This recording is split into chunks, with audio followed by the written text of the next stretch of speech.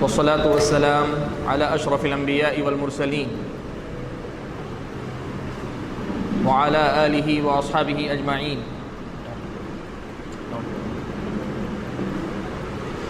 ومن تبعهم بإحسان إلى يوم الدين. أما بعد، فأعوذ بالله من الشيطان الرجيم. بسم الله الرحمن الرحيم. يا أيها الذين آمنوا اتقوا الله حق تقاته ولا تموتن إلا وأنتم مسلمون. يا أيها الناس اتقوا ربكم الذي خلقكم من نفس واحدة وخلق منها زوجها وبث منهما رجالا كثيرا ونساء واتقوا الله الذي تساءلون به والأرحام إن الله كان عليكم رقيبا. يا أيها الذين آمنوا اتقوا الله وقولوا قولا سديدا يصلح لكم أعمالكم ويغفر لكم ذنوبكم ومن يطع الله ورسوله فقد فاز فوزا عظيما. أما بعد، فأعوذ بالله من الشيطان الرجيم. بسم الله الرحمن الرحيم. فإن آمنوا بمثل ما آمنتم به فقد اهتدوا وإن تولوا فإنما هم في شقاق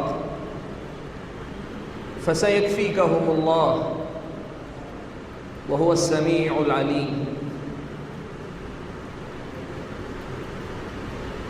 معزز استاد محترم اور صدر جلسہ فضیلت الشیخ انیس الرحمن صاحب عمری مدنی حفظہ اللہ، علماء کرام، دینی بھائیوں، بزرگوں اور پردہ نشین خواتین اسلام،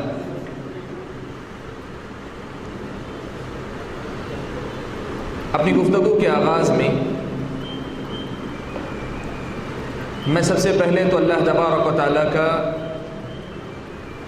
شکر بجا لاتا ہوں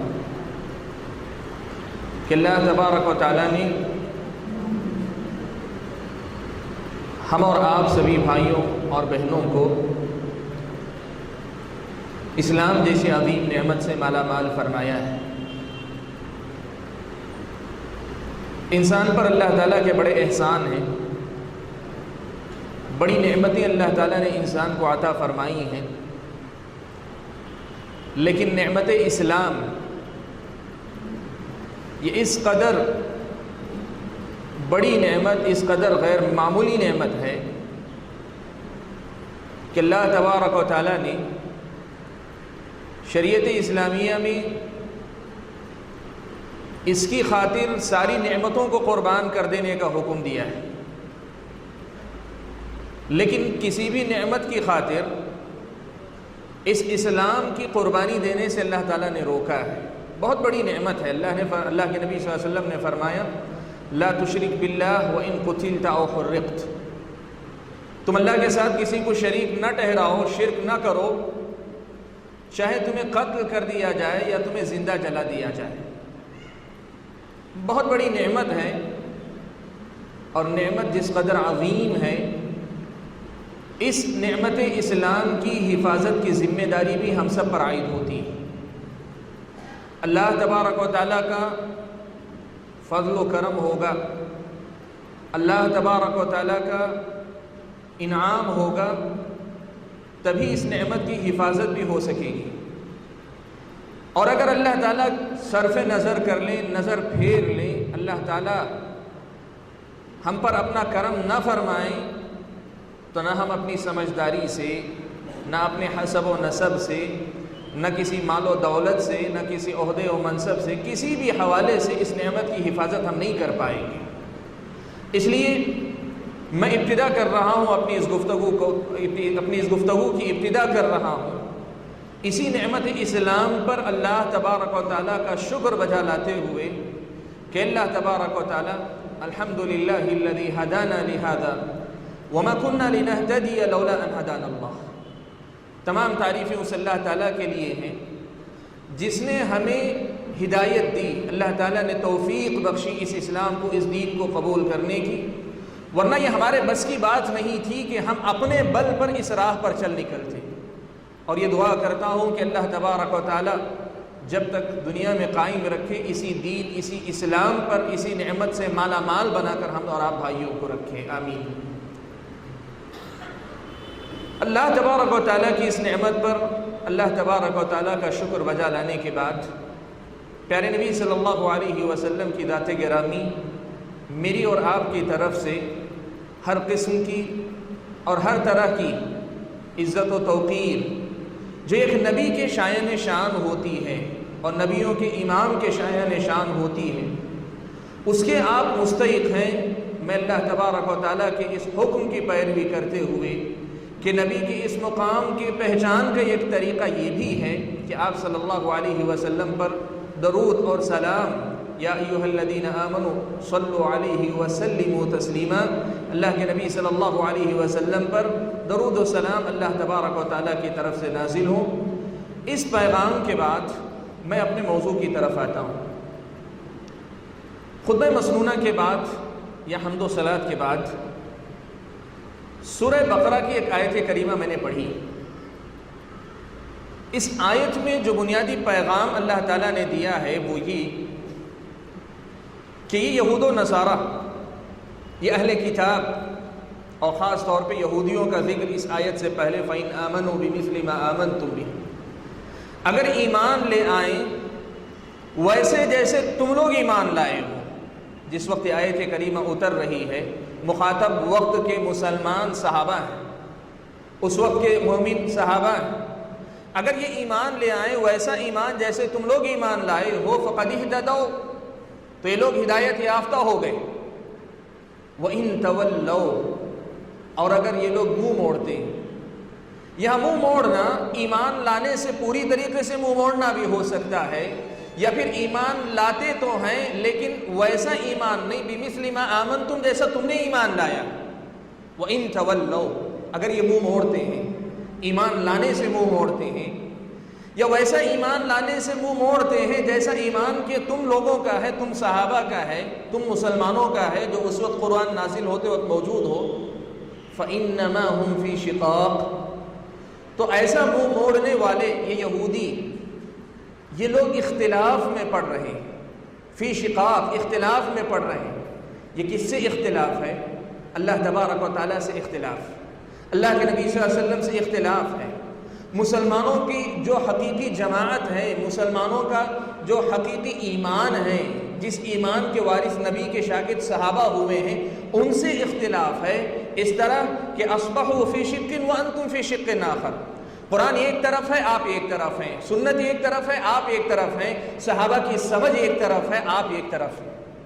اگر ان جیسا ایمان نہیں لاتے ہیں تو آپ ان سے الگ ہو کر جا رہے ہیں۔ ایسی صورت میں کیا ہوگا؟ اللہ نے فرمایا فَسَيَكْفِيكَهُمُ اللَّهُ، اللہ کے نبی صلی اللہ علیہ وسلم کو مخاطب کرتے ہوئے اللہ نے فرمایا کہ اللہ کے نبی بہت جلد اللہ تبارک و تعالیٰ ان کے لیے کافی ہو جائیں گے۔ یہ دھمکی، یہ وعید ہے، یہ اللہ تبارک و تعالیٰ کی طرف سے پیغام ہے کہ یہ نہ سمجھو کہ تم اس قدر آزاد ہو کہ من چاہی زندگی جی سکتے ہو، ایمان کی من چاہی تشریح کر سکتے ہو، ایمان کا من چاہا مفہوم نکال سکتے ہو، اپنے انداز میں تم جی سکتے ہو، تو تمہیں کوئی پوچھنے والا نہیں، پکڑنے والا نہیں، ایسا مت سمجھو۔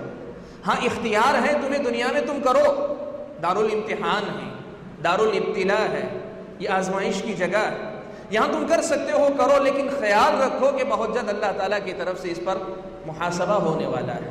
اللہ تعالیٰ باریک سے باریک بات کا حساب لیں گے۔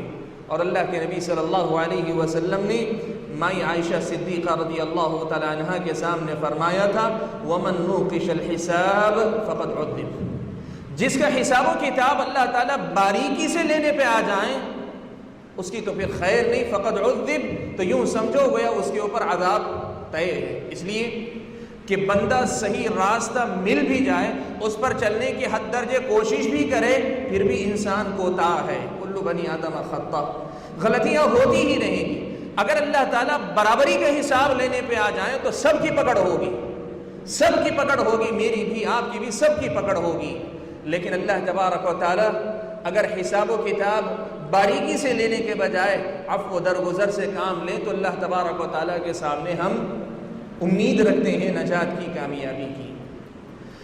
حاضرین گرامی، آیت کریمہ کی اس مختصر سی وضاحت کے بعد جو بنیادی پیغام ابتدا میں آپ کے سامنے دینا چاہتا ہوں وہ یہ ہے، دیکھیں ہمارے اور آپ کے سامنے قرآن اور سنت، اللہ کی کتاب قرآن مجید، نبی کی سنت احادیث کی شکل میں دین کے دو بنیادی مرجع یا بنیادی ماخذ یا دین کے دو بنیادی اصول کی حیثیت سے موجود ہیں۔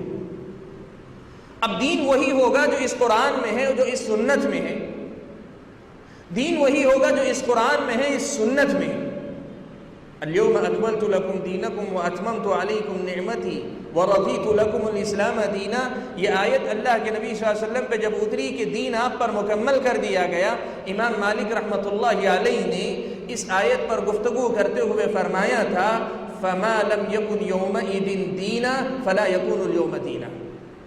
لوگوں، جو چیز اس وقت دین کا حصہ نہیں تھی وہ اب بھی دین کا حصہ نہیں ہو سکتی۔ دین کے نام پہ جس چیز کو تسلیم کرو وہ قرآن میں ہونی چاہیے یا نبی کی سنت میں ہونی چاہیے، ان دو میں اگر نہیں ہے تو پھر وہ دین نہیں۔ اور یہاں ایک مسئلے کی وضاحت کر دوں، بسا اوقات ایسا ہوتا ہے کہ قرآن بہت واضح کتاب ہے، حدیث نبی اکرم صلی اللہ علیہ وسلم افصح العرب، عرب کے سب سے فصیح و بلیغ انسان ہے، زبان پہ قدرت ہے، اپنی تعبیرات میں اللہ کے نبی صلی اللہ علیہ وسلم بہت دقیق ہیں۔ اوتیت جوامع الکلم، اللہ کے نبی صلی اللہ علیہ وسلم کو جامع کلمات دیے گئے ہیں کہ ایک جملہ آپ کہتے ہیں، بظاہر چھوٹا سا جملہ لیکن معانی کا سمندر، لیکن بہت ہی واضح، ایک ایسی واضح بات نہ جس کے اندر لغز ہے نہ جس کے اندر کچھ چھپی ہوئی باتیں ہیں، یہ ایک دم واضح پیغام ہے نبی اکرم صلی اللہ علیہ وسلم کا۔ ہاں، اس علم کو سمجھنے میں اگر تمہارے درمیان اختلاف ہو جائے، قرآن کتاب مبین ہے اور اللہ کے نبی صلی اللہ علیہ وسلم کو اللہ تعالیٰ نے افصح العرب بنایا ہے، عرب کا سب سے فصیح و بلیغ انسان بنایا ہے، اس کا معنی و مفہوم بہت واضح انداز میں سمجھ میں آتا ہے، لیکن جس جگہ قرآن کی آیت اور حدیث کے معنی کے سلسلے میں اختلاف ہوتا نظر آتا ہو، اور یہ اختلاف نہ ہو اس لیے پہلے سے ہی تمہیں اس بات کا خیال رکھنا چاہیے کہ تمہاری سمجھ دوبارہ دین کے کسی مسئلے میں کسی رائے کو اختیار کرنا یہ صحابہ کی سمجھ سے مختلف نہیں ہونا چاہیے، اسلاف کی سمجھ سے مختلف نہیں ہونا چاہیے۔ کیوں؟ ایمان لانا ہے اور ایمان ان کے جیسا جیسے اس وقت کے مسلمان صحابہ تھے ویسا ایمان لانا چاہیے۔ یہ مسئلہ کہ قرآن اور سنت دین کا بنیادی مرجع ہے اور قرآن و سنت کو ویسے سمجھنا چاہیے جیسے صحابہ نے سمجھا تھا، یہ مسئلہ آپ بھائیوں اور بہنوں کے سامنے بارہا آ چکا ہے، لیکن میں اپنے موضوع کا آغاز اس نقطے سے اس لیے کرنا چاہتا ہوں کہ ان بنیادوں سے جڑ کر ہی ہم اپنے موضوع کے بہت سے مسائل کو حل کر پائیں گے، ان بنیادوں کو ذہن میں رکھ کر ہی ہم مسئلے کو آگے لے جا سکیں گے اور کہاں غلطی ہوئی ہے اس کو ہم تلاش کر سکیں گے، متعین کر سکیں گے۔ یہ پہلا مسئلہ مجھے آپ کے سامنے بیان کرنا تھا، اور یہ مسئلہ کیسا ہے آپ کے سامنے یہ بات بیان کروں۔ امام شافعی رحمۃ اللہ علیہ یہ جملہ کہا کرتے تھے، آمنت برسول اللہ، آمنت باللہ وبما جاء عن اللہ علی مراد اللہ، وآمنت برسول اللہ وبما جاء عن رسول اللہ علی مراد رسول اللہ۔ کہا کرتے تھے میں اللہ پر ایمان لاتا ہوں اور ان تمام باتوں پر اللہ کی ایمان لاتا ہوں جو اللہ تعالیٰ کی طرف سے آئی ہیں، علی مراد اللہ، اللہ تعالیٰ کی مراد کے مطابق۔ میری اللہ تعالیٰ اپنے کلام سے جو مراد لے رہے وہی میری مراد ہے۔ وآمنت برسول اللہ، اور میں اللہ کے رسول پر ایمان لاتا ہوں، وبما جاء عن رسول اللہ، اور اللہ کے نبی سے جو بات آئی میں اس پر بھی ایمان لاتا ہوں، علی مراد رسول اللہ، اللہ کے رسول صلی اللہ علیہ وسلم کی جو مراد تھی، آپ کے کلمات کا جو مفہوم تھا، جو معنی تھا، جو مقصود تھا، جو مطلوب تھا، اسی کے مطابق میں ایمان لاتا ہوں۔ سبحان اللہ، امام شافعی رحمۃ اللہ علیہ کا یہ جملہ میرے اور آپ کے سامنے بہت ہی واضح پیغام دے رہا ہے۔ وہ پیغام یہ ہے کہ دیکھیں ہماری زندگی میں جو کوشش ہماری ہونی چاہیے وہ کوشش کسی نئی چیز کی دریافت کی نہیں، یہ نہیں ہے کہ میں قرآن کے اندر کتنے نئے نئے نکات نکال کے دکھا سکتا ہوں، حدیث کے کتنے نئے نئے مفہوم نکال کے بتا سکتا ہوں، عرب کی لغت پر اعتماد کرتے ہوئے ایک ہی لفظ کی کتنی تشریحات میں کر سکتا ہوں، نہیں۔ کوشش یہ ہونی چاہیے کہ اللہ تبارک و تعالیٰ کی مراد کیا ہے، نبی اکرم صلی اللہ علیہ وسلم کی مراد کیا ہے، ہم اس کی فکر میں محنت کریں۔ ہماری محنت دنیا کے سامنے کچھ نیا لانے، دنیا کے سامنے کچھ نیا پیش کرنے، دنیا کے سامنے کچھ نیا دینے کی ہو، یہ مقصود نہیں۔ مقصود یہ ہے کہ اللہ کا کلام ہے، نبی کی حدیث ہے، ان دونوں میں اللہ کی مراد کیا ہے، نبی کی مراد کیا ہے، اس کے سمجھنے پر ہمیں محنت کرنی چاہیے۔ سبحان اللہ میرے بھائیو، اس نقطے کو بڑی اچھی طرح سمجھنا، بڑی اچھی طریقے سے سمجھنا، یہ مسئلہ اچھی طرح سے سمجھنا کہ ہم مکلف اس بات کے ہیں کہ ہم اللہ کی مراد کو سمجھنے کی کوشش کریں، نبی کی مراد کو سمجھنے کی کوشش کریں۔ البتہ یہ ہو سکتا ہے کہ ہاں ان کی مراد کو سمجھنے کے سلسلے میں کہیں اختلاف ہو جائے، ان کی مراد کو سمجھنے کے سلسلے میں کہیں اختلاف ہو جائے، کہیں اللہ تعالیٰ کی مراد ایک سے زائد معنی ہو، اور کہیں ایسا ہو سکتا ہے کہ بظاہر دو مفہوم نظر آ رہے ہیں، لیکن یہ بات ہمارے سامنے معیار اور اصول کے طور پہ ہونی چاہیے کہ کوئی بھی معنی ہم اپنی طرف سے نکالنے کی کوشش نہیں کرتے، لیکن آیت کے لفظ سے یا حدیث کے لفظ سے معنی سمجھ میں آتا ہے، بظاہر کوئی معنی نکلتا ہے تو ہم اس معنی کو صحابہ تک لے جائیں، دیکھیں گے کہ صحابہ نے جو سمجھا ہے یہ اس کے ساتھ میل کھاتا ہے کہ نہیں کھاتا ہے۔ اگر آپ کی اور میری سمجھ ہم نئی چیز لانے کی کوشش کرتے ہیں یہ گمراہی ہے، اور اگر نئی چیز ہم اپنی طرف سے لا نہیں رہے ہیں، آیت کے معنی اور مفہوم میں ہی کوئی چیز نکل رہی ہے، تب بھی ہم یہ معنی دیکھیں کہ اگر ایسا مفہوم نکلتا ہے جو صحابہ کے نزدیک معروف مفہوم کی تردید کرتا ہے، جس سے اس کی نفی لازم آتی ہے، پتہ چلتا ہے کہ آج ہم جو معنی بتا رہے ہیں یہ معنی ہم سے پہلے کسی نے سمجھا ہی نہیں، اس کا مطلب یہ ہوا کہ آج تک اس آیت کا مفہوم غلط سمجھا جا رہا تھا، حدیث کا معنی غلط سمجھا جا رہا تھا، تو اس کے غلط ہونے کے لیے یہی بات کافی ہے۔ وہ کتنا ہی صحیح نظر آتا ہو لغت کے اعتبار سے، لغت کی بنیاد پر کتنا ہی صحیح نظر آتا ہو، لیکن اگر اس کا معنی و مفہوم یہ نکلتا ہو کہ یہ معنی آج تک سمجھا نہیں گیا تھا اور اس معنی کے سمجھنے سے پچھلے معنی کی تردید لازم آتی ہو، تو یہ مردود ہے، جو پچھلا معنی و مفہوم ہے وہ مقبول ہے۔ یہ بات ہم اور آپ ذہن میں رکھیں۔ اسی لیے حضرت عبداللہ ابن مسعود رضی اللہ تعالی عنہ بڑی پیاری نصیحت فرماتے ہیں، بڑی پیاری نصیحت، اسے اپنی گرہ سے باندھ لیجئے۔ جو بات میں نے اب تک آپ کے سامنے کہی اس کا نچوڑ ہے، اس کا خلاصہ ہے، یا یوں کہیے کہ حضرت عبداللہ ابن مسعود رضی اللہ تعالیٰ عنہ کے اسی جملے کی وضاحت میں نے آپ کے سامنے کی۔ جملہ کیا ہے؟ فرماتے ہیں اتبعوا ولا تبتدعوا، اتبعوا ولا تبتدعوا فقد کفیتم۔ کہتے ہیں لوگوں تم اتباع کرو، یعنی ایک طے شدہ راستہ ہے، تم اس پر چلو، اس کے پیچھے پیچھے چلو۔ ولا تبتدعوا، تم نئی چیزوں کی دریافت کے پیچھے مت جاؤ، تم نئی چیزوں کے متلاشی نہ بنو، تم دوسرے الفاظ میں بدعتوں کو ایجاد نہ کرو۔ عبادات میں بدعتوں کی بات ہو، حلال و حرام کے اصول و ضوابط میں نئے اصول وضع کرنے کی بات ہو، دین کی تشریح میں نئی تشریحات داخل کرنے کی بات ہو، کسی مسئلے کی وضاحت میں ایسے مفہوم کی بات ہو جس سے پرانا مفہوم کی تردید ہوتی ہو، نئی چیزوں کی تلاش کے پیچھے نہ پڑو۔ کیوں؟ فقد کفیتم، اس لیے کہ تم اس مسئلے کی طرف سے کافی کر دیے گئے ہو، کوئی اور تمہاری طرف سے کافی ہو چکا ہے، اس ذمہ داری سے کوئی اور تمہیں بری کر چکا ہے۔ یہ مسئلہ ایسا نہیں ہے کہ ایک چیز دے دی گئی ہے کہ بھائی تم اس کو لو اور اپنے انداز میں خود تلاش کرو، جیسے جنگل میں چھوڑ دیا جائے، جنگل میں صحرا میں چھوڑ دیا جائے کہ بھائی تم کو منزل تک پہنچنا ہے، کسی بھی راستے سے آؤ لیکن راستہ اختیار کرنے کا تمہیں اختیار ہے، اپنے طور پہ چل کر آؤ لیکن بس منزل پہ پہنچنا ہے، ایسا مسئلہ نہیں۔ فقد کفیتم، تمہیں یہاں چھوڑا جا رہا ہے، اس کا یہ راستہ ہے سیدھا، تمہیں پہنچنا اس منزل تک ہے، تمہیں پہنچنا اس منزل تک ہے۔ یہاں جو امتحان اور ابتلا، جو آزمائش ہے، یہ ایک ابتدا اور انتہا کے درمیان راستے کی تلاش کرنے کا نہیں امتحان۔ یہاں جو امتحان ہے ایک راستہ متعین ہے، ایک راستہ طے ہے، ایک منزل متعین ہے، بس اس پر جمے رہ کر چلنے کا معاملہ ہے۔ سبحان اللہ۔ اتبعوا ولا تبتدعوا فقد کفیتم، اس لیے کہ کوئی اور تمہاری طرف سے کافی ہو چکا ہے۔ پیارے نبی صلی اللہ علیہ وسلم نے اسی مسئلے پر گفتگو کرتے ہوئے فرمایا، اللہ کے نبی صلی اللہ علیہ وسلم نے فرمایا لقد ترکتکم علی المحجۃ البیضاء لیلها کنہارها، میں تمہیں ایک بالکل واضح راستے پہ چھوڑ کر جا رہا ہوں، بہت ہی واضح راستے پہ چھوڑ کر جا رہا ہوں، لیلوہا کا نہاریہا، کہ اس کی رات بھی اس کے دن کی طرح روشن ہے۔ دن کے اجالے میں آدمی چل نکلتا ہے راستے پر، رات کے اندھیرے میں بھٹکنے کا امکان ہوتا ہے۔ نبی نے فرمایا اس راستے کی رات بھی اتنی ہی روشن ہے جتنا اس کا دن روشن ہے، سبحان اللہ۔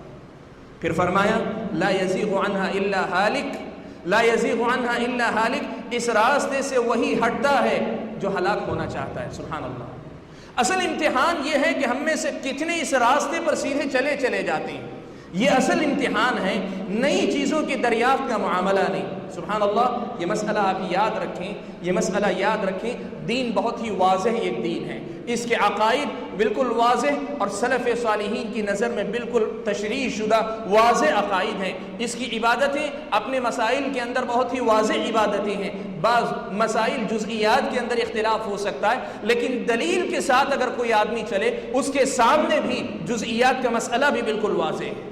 ہاں جو آدمی شخصیتوں کو دیکھے، مسلک وغیرہ کو دیکھے، اس کے سامنے مشکل ہو سکتی، وہ حیران و پریشان رہے، لیکن یہ دین دلیل کے تابع جب ہو کر چلے گا اور دلیل کی سمجھ سلف صالحین کی سمجھ کے مطابق جب چلتی رہے گی، یہ راستہ بہت واضح راستہ ہے، اس میں بھٹکنے کے امکانات نہیں، الا ہی کہ کوئی آدمی خود اس راستے سے بھٹکنا چاہے۔ شیخ البانی رحمۃ اللہ علیہ ایک بڑی پیاری بات کہا کرتے تھے، کہتے تھے لوگوں ہم جس راستے پہ چل رہے ہیں یہ راستہ منزل تک پہنچتا ہے، یہ راستہ منزل تک پہنچتا ہے، ہمارا مقصد یقیناً منزل تک پہنچنا ہے، لیکن کمال یہ نہیں ہے کہ ہم منزل پر پہنچ کر دم لیں، کمال یہ ہے، اس لیے کہ ہمارے اندر قصور اور کمی ہو سکتی ہے، ہمارے اندر کمی ہوتی ہے، کمال یہ ہے کہ ہم اسی راہ پر چلتے چلتے اس دنیا سے نکل جائیں، منزل تک پہنچ سکے نہ پہنچ سکے ہماری اپنی کوتاہیوں کی وجہ سے یہ اس میں کمی بیشی ہو جائے گی، ہمارے اپنے گناہ کہیں ہمارے اوپر مسائل پیدا کریں گے، لیکن آدمی کی کوشش ہونی چاہیے کہ اسی راستے پہ میں چلتا چلا جاؤں۔ میرے بھائیوں، خلاصہ کیا ہوا، میں آپ کے سامنے یہ بات رکھنا چاہتا ہوں کہ دین جسے کہتے ہیں یہ بہت ہی واضح دین ہے، یہ بہت ہی واضح دین ہے، اپنے اصول عقائد کے اندر بھی، اپنی عبادات کے مجمل احکام کے اندر بھی، تفصیلی احکام کے اندر بھی، جو آدمی دلیل کے تابع ہو کر چلے گا، تقریباً مسائل ایسے ہیں جن پر آدمی کے سامنے یہ راستہ بالکل ہی واضح ہے، اور کسی کہنے والے نے جیسے کہا تھا مسلک سنت پہ اے سالک چلا جا بے دھڑک، مسلک سنت پہ اے سالک چلا جا بے دھڑک، جنت الفردوس کو سیدھی گئی ہے یہ سڑک۔ سیدھی ایک سنت کو پکڑ کے آپ چلتے رہیں، اللہ تبارک و تعالیٰ منزل تک پہنچائیں گے، یا کم از کم اس منزل تک پہنچنے کی کوشش میں ہمیں موت دیں گے۔ اللہ سے ہماری دعا ہے کہ اللہ تبارک و تعالیٰ اسی راستے پر چلنے والا مسلمان ہمیں اپنی زندگی کے ہر پل ہر سانس میں بنائے، اور اسی راستے پر اللہ تعالیٰ منزل تک پہنچا کر یا اسی راستے میں اللہ تبارک و تعالیٰ ہمیں موت نصیب فرمائے، آمین۔ میرے بھائیوں، اس تمہید کے بعد میں اپنے موضوع کے اصل حصے کی طرف آتا ہوں۔ موضوع کیا ہے؟ مولانا وحید الدین خان اپنی بعض تحریروں کی روشنی میں، آج کے پروگرام کا جو اصل عنوان ہے وہ آپ نے سنا، فتنوں کا دور اور اپنے ایمان کی حفاظت کیسے کی جائے، فتنوں کے دور میں اپنے ایمان کی حفاظت کیسے کی جائے۔ بہت سارے فتنے ہیں، بہت سارے مسائل ہیں، میں آپ کے سامنے سارے مسائل پہ گفتگو نہیں کر رہا ہوں، میرے ساتھ میرے اپنے استاد محترم جو موجود ہیں، آپ انشاءاللہ اسی موضوع پر گفتگو فرمائیں گے، فتنوں کا جو معاملہ ہے اس پر گفتگو فرمائیں گے۔ مجھے اصل میں جو موضوع دیا گیا ہے وہ موضوع اس کا ایک خاص حصہ ہے، اور وہ حصہ یہ ہے کہ مولانا وحید الدین خان صاحب، جن کا تعارف میں ابھی کروانے جا رہا ہوں، یہ اپنی تحریروں میں بعض ایسے مسائل انہوں نے پیش کیے ہیں جو میرے اور آپ کے دین و ایمان کے لیے فتنہ ہیں، آزمائش ہیں، جہاں میرے اور آپ کے دین کی آزمائش ہو رہی ہے۔ اور یہ مسئلہ عجیب و غریب اس لیے ہے کہ بہت سارے لوگ اس سے واقف نہیں، جانتے نہیں۔ کیوں نہیں جانتے ہیں اس کے اسباب انشاءاللہ آپ کے سامنے آئیں گے۔ تو ذمہ داری مجھے اصل میں یہ دی گئی ہے کہ کچھ مسائل کی طرف توجہ دلاؤں جن میں مولانا وحید الدین خان صاحب نے اپنی تحریروں میں کچھ ایسی باتیں بیان کی ہیں جن سے ہمارے اور آپ کا دین و ایمان آزمائش کا شکار ہوتا ہے۔ اس مسئلے کی وضاحت میں اس طرح کرتا ہوں۔ سب سے پہلے ہم شخصیت کا مجمل تعارف لے لیتے ہیں۔ مولانا وحید الدین خان صاحب کون ہیں؟ آپ میں سے بہت سارے لوگ جانتے ہوں گے، جو لوگ نہیں جانتے ان کے لیے بہت ہی مختصر انداز میں آپ کو بتاؤں۔ اعظم گڑھ یوپی یہاں کے اصل رہنے والے تھے، فی الوقت دلی میں رہتے ہیں۔ دلی میں تقریباً 70 کی دہائی سے وہ اپنا ایک رسالہ نکالتے ہیں، الرسالہ، ماہنامہ الرسالہ کے نام سے، اردو اور انگریزی دونوں زبانوں میں نکلتا ہے۔ ایک شخصیت ہے ہندوستان کی، بڑی معروف شخصیت ہے۔ ابتدا میں جماعت اسلامی میں داخل ہوئے تھے، پھر نکل آئے تھے، اور اس کے بعد سے مستقل اپنی ایک سوچ، اپنی ایک فکر لیے ہوئے اپنی تقریریں وہ پیش کرتے ہیں، اور ان کا اپنا معاملہ یہ تقریباً 200 سے زیادہ کتابوں کے مصنف ہیں، 200 سے زیادہ کتابیں ان کی ہیں مختلف زبانوں میں، انگریزی اور اردو میں، اور ان کی کتابوں کا ترجمہ بعض کتابوں کا عربی میں ہوا ہے اور بعض کتابوں کا دنیا کی مختلف زبانوں میں ہوا ہے۔ بین الاقوامی شخصیت، یعنی بین الاقوامی سطح پر، انٹرنیشنل لیول پر ان کی اپنی ایک الگ شناخت ہے، ایک پہچان ہے۔ صرف ہندوستان نہیں، ہندوستان سے باہر بھی بے شمار مقامات پر یہ جاتے ہیں اور اپنی دعوت پھیلاتے ہیں، اپنی دعوت کو عام کرتے ہیں، اور ان کے اپنے دعوے کے مطابق اسلام کی تبلیغ اور نشر و اشاعت کی کوشش کرتے ہیں۔ ان کی شخصیت کا ایک پہلو یہ بھی ہے کہ اس وقت اس ہندوستان کے جو چینل ہیں، مختلف چینلوں میں سے بہت سارے چینل ہیں جن پر ان کے ہفتہ واری یا یومیہ پروگرام آتے رہتے ہیں۔ ای ٹی وی اردو پر ہیں، زی سلام پر ہیں، یا یہ مختلف چینل ہیں، آپ جانتے ہیں، ان پر ان کے پروگرام مستقل آتے رہتے ہیں۔ اس کے علاوہ یہ مستقل اپنا ایک مرکز چلاتے ہیں، دلی کے اندر ان کا اپنا مرکز ہے۔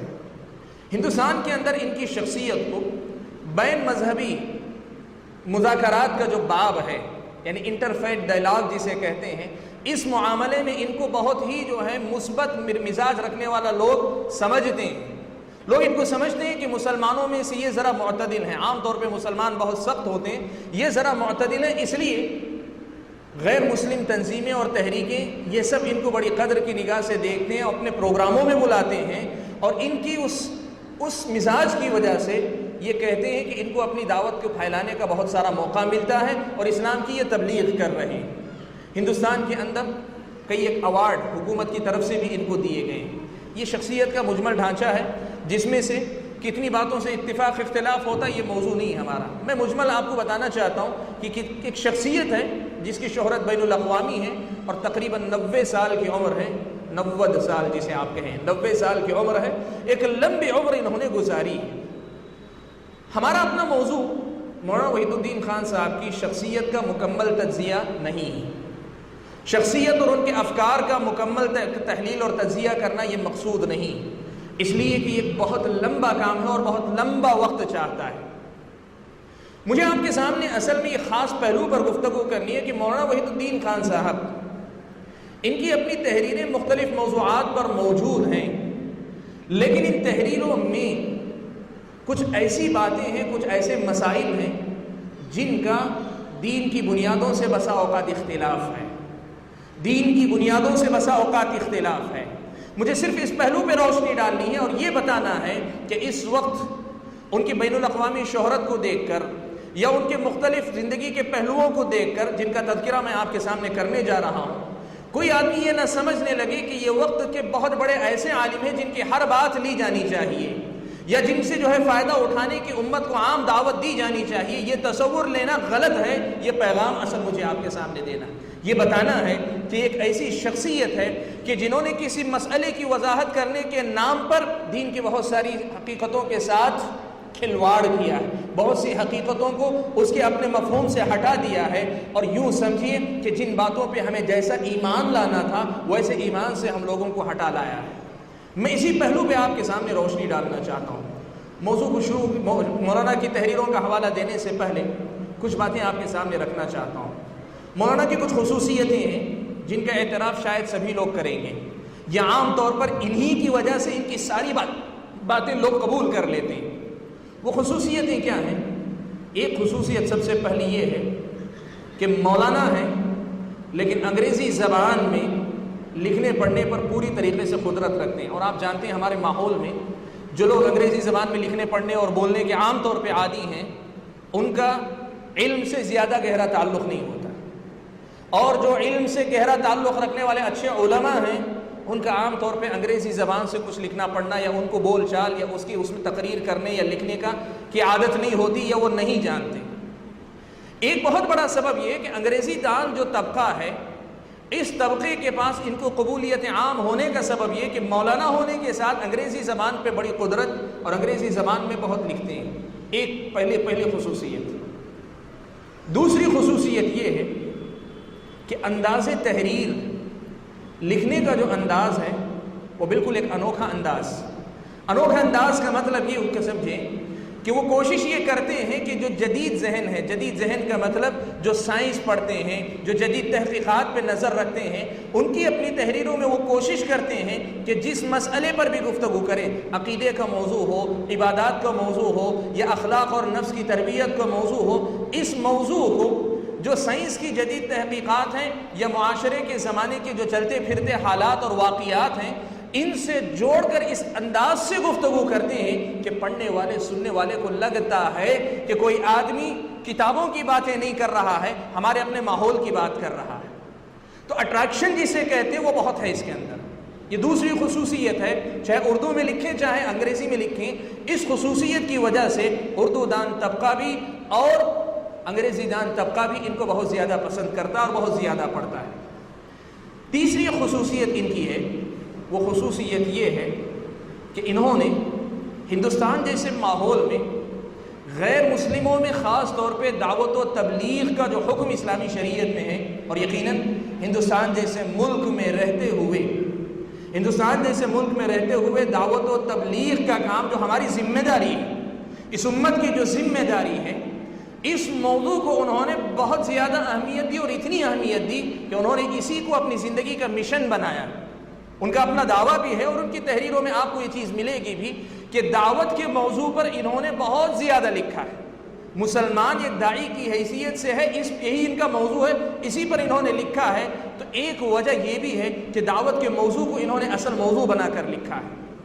یہ تین بنیادی وجوہات، اور اس کے ساتھ ساتھ چوتھا جو پہلو ہے وہ یہ کہ انہوں نے موضوع، معاشرے کا جو بھی موضوع ہے، اس موضوع کو براہ راست اللہ تبارک و تعالیٰ کی معرفت اور پہچان کے موضوع سے جوڑ دیا ہے.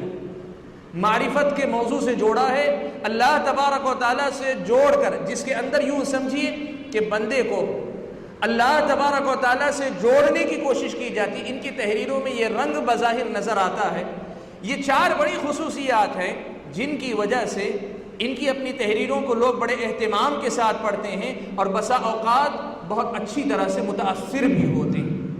میرے بھائیوں، مولانا کی شخصیت اور مولانا کی خصوصیات یہ وہ چیزیں ہیں جو معاشرے میں جانی پہچانی جاتی ہیں. میں نے ان کا حوالہ اس حیثیت سے دیا ہے، لیکن جو بات آپ کے سامنے بیان کرنا چاہ رہا ہوں وہ یہ، اور اسی بات کو اصل میں سمجھیں.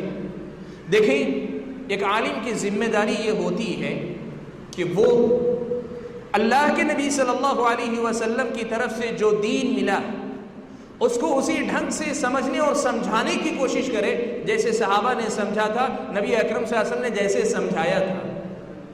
آدمی اگر اس سمجھ سے اختلاف کر کے دوسری طرف جاتا ہے، مثال کے طور پر قرآن کی ایک آیت ہوتی ہے، آیت کی تشریح میں نبی اکرم صلی اللہ علیہ وسلم کی حدیث ملتی ہے. عالم کی پہچان یہ ہوتی ہے کہ عالم قرآن کی تفسیر میں نبی کی حدیث بیان کرتا ہے. قرآن اور حدیث کی تفسیر میں صحابہ کے اقوال ملتے ہیں، صحابہ کے اقوال آدمی بیان کرتا ہے. سب چیزیں پڑھنے کے بعد جو معنی سمجھ میں آتا ہے اس معنی کو سمجھانے کی کوشش کرتا ہے. یہ ایک عالم کا کام ہوتا ہے. لیکن اس کے مقابلے میں اگر کوئی شخصیت اپنا معیار اور انداز یہ بنا لے کہ ایک مسئلے کو لے کر خود غور و فکر کرے اور ایک اس کا معنی و مفہوم اپنی طرف سے متعین کر لے اور پھر اس مفہوم کی تائید میں کوئی ایک آیت کا ٹکڑا، کوئی ایک حدیث کا ٹکڑا، یا کبھی جو ہے پرانے یا نئے علماء میں سے کسی ایک کی تحریر کا بسا اوقات جو ہے ضعیف اور موضوع قسم کی روایتوں کا حوالہ دے اور یہ تصور پیش کرے کہ یہ بھی دین کا مسئلہ ہے، تو یہ اسلامی شریعت کی نظر میں علماء کا کام نہیں. میں اس مسئلے کی وضاحت کرتا ہوں ایک بہت اہم اصول کو بیان کر کے. علامہ ابن تیمیہ رحمۃ اللہ علیہ نے فرق کے موضوع پر بہت کچھ لکھا ہے. مختلف جو اسلامی تاریخ میں فرقے وجود میں آئے، ان کی گمراہیاں، ان کے اسباب، ان کا جواب، اس پر بہت کچھ لکھا ہے. انہوں نے پورے فرق کا تحلیل اور تجزیہ کرنے کے بعد ایک بہت بڑی بات لکھی ہے اور یہ اصول کے طور پہ بیان کیا ہے کہ دیکھو، اہل سنت اور اہل بدعت کے درمیان ایک بنیادی فرق، اہل سنت اور اہل بدعت کے درمیان ایک بنیادی فرق۔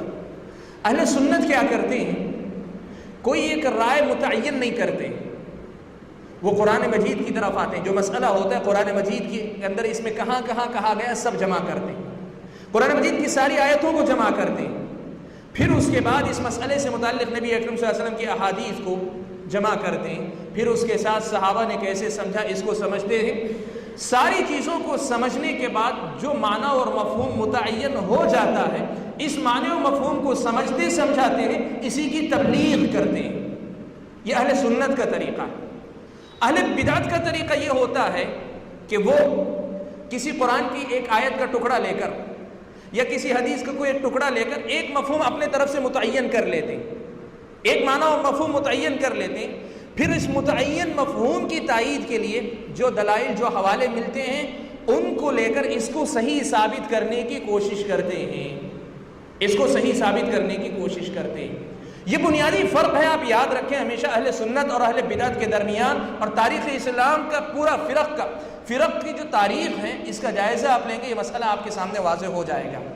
میں آپ کے سامنے مولانا وحید الدین خان صاحب کی تحریروں کو پڑھنے کے بعد یہ نتیجہ رکھنے جا رہا ہوں کہ مولانا کی تحریروں میں یہی بنیادی مسئلہ، بنیادی جو غلطی ہے، بنیادی مسئلہ وہ یہی ہے کہ کسی بھی مسئلے کو لیتے ہیں تو قرآن مجید میں کیا کیا اس سے متعلق کہا گیا، احادیث میں کتنی باتیں مل آئی ہیں، سب کو جمع کرنا، ایک دوسرے کے ساتھ جوڑ کر اس کو سمجھنا، اور سمجھنے کے بعد پھر صحابہ نے کیسے سمجھا ان دونوں کو جوڑ کر، یہ دیکھ کر جو مفہوم خلاصے کے طور پر آتا ہے اس کو بیان کرنے کے بجائے ان کا مزاج ہمیشہ سے یہی رہا۔ اور آپ انشاءاللہ جو حوالے میں آپ کے سامنے دینے جا رہا ہوں اس میں آپ دیکھیں گے کہ وہ اپنے طور پر اپنے زمانے کے حالات اور بہت ساری چیزوں کو دیکھ کر ایک مفہوم متعین کرتے ہیں، اور پھر کوشش کرتے ہیں کہ مسئلے سے متعلق ہو کہ نہ ہو کوئی ایک حدیث کا ٹکڑا، پوری حدیث بھی نہیں، حدیث کا کوئی ایک ٹکڑا، کہیں سے کوئی لفظ، کہیں سے کوئی چیز لیں گے اور لے کر جوڑ دیں گے، اور تأثر یہ دینے کی کوشش کریں گے کہ جو بات میں کہہ رہا ہوں یہی عین قرآن کا مطلوب ہے، یہی عین حدیث کا مطلوب ہے، یہی عین دین کا مفہوم اور مطلوب ہے۔ یہ بنیادی مسئلہ ہے، یہ بنیادی غلطی ہے۔ اسی لیے میں آپ کے سامنے بات کو زیادہ طول طویل نہ کرتے ہوئے مختصراً اپنی بات کو سمیٹتے ہوئے اس بات کی طرف آتا ہوں کہ مولانا وحید الدین خان صاحب کی تحریروں میں ایسی کیا باتیں ہیں۔ میں شروع کرنے جا رہا ہوں، آج آپ کے سامنے میں ساری باتیں نہیں نقل کر سکتا، میرے آپ کے ساتھ میں نے جیسے کہا 200 سے زیادہ کتابوں کے مصنف ہیں، مؤلف ہیں، ساری کتابوں کو اگر آدمی مطالعہ کرے تو بہت سی چیزیں، اچھی چیزیں بھی مل سکتی ہیں، بہت سی اچھی چیزیں بھی مل سکتی ہیں، لیکن انہی کتابوں کے اندر بہت سی ایسی باتیں ملیں گی جن سے دین کا کوئی تعلق نہیں، یہ یوں سمجھیے دین کی بنیادوں سے جس میں اختلاف ہم اور آپ کو ملتا ہے۔ میں آپ کے سامنے آج کی اس ملاقات میں صرف کچھ تحریریں سنانا چاہتا ہوں، کچھ عبارتیں سنانا چاہتا ہوں، یہ بطور نمونہ ہے، یہ بطور نمونہ ہے۔ والعاقل تکفیہ الاشارہ، اور سمجھدار انسان کے لیے اشارہ کافی ہوتا ہے، سمجھدار انسان کے لیے اشارہ کافی ہوتا ہے یہ جاننے کے لیے کہ جس شخصیت کی تحریروں میں یہ باتیں ہوں ان کی باقی تحریروں کا کیا حال ہوگا۔ اس لیے کہ کوئی جانبی مسائل نہیں کہ ضمناً کہیں ایک عبارت آ گئی، کہیں ایک لفظ آ گئے، یہ مسائل ہیں بنیادی، اور بطور نمونہ چند کا ذکر کر رہا ہوں، باقی آپ اگر پڑھتے جائیں گے، اور جو بھائی پڑھتے ہیں، جو بھائی جو خصوصیتیں میں نے بتائی، انگریزی زبان میں لکھتے ہیں، جدید اسلوب میں لکھتے ہیں، یا پھر دعوت کے موضوع پر لکھتے ہیں، یا اللہ تعالیٰ کی معرفت کے موضوع پر لکھتے ہیں اور بندے کو اللہ سے جوڑنے کی کوشش نظر آتی، اس سے متاثر ہو کر جو پڑھتے ہیں ان بھائیوں کو بھی دعوت ہے کہ وہ ان باتوں کو سننے کے بعد اس نظر سے بھی ان کی کتابوں کو دیکھیں، اگر وہ پڑھ رہے ہیں، اور اگر نہیں پڑھ رہے ہیں تو اللہ کرے نہ جائیں، لیکن اگر وہ پڑھ رہے ہیں تو وہ اس نظر سے بھی دیکھیں کہ دین کی بنیادوں سے کہاں تک اتفاق اور اختلاف ان کی تحریروں میں نظر آتا ہے۔ سب سے پہلا مسئلہ جو مولانا وحید الدین خان صاحب کی تحریر میں ملتا ہے، میں آپ کے سامنے یہ مسئلہ بیان کروں۔ حضرت عیسیٰ علیہ السلام، عیسیٰ علیہ السلام اللہ کے نبی تھے، محمد صلی اللہ علیہ وسلم سے پہلے آنے والے آخری نبی، محمد صلی اللہ علیہ وسلم سے پہلے آنے والے آخری نبی، آپ کے بعد صرف محمد صلی اللہ علیہ وسلم آئے ہیں جو سب کے آخری نبی۔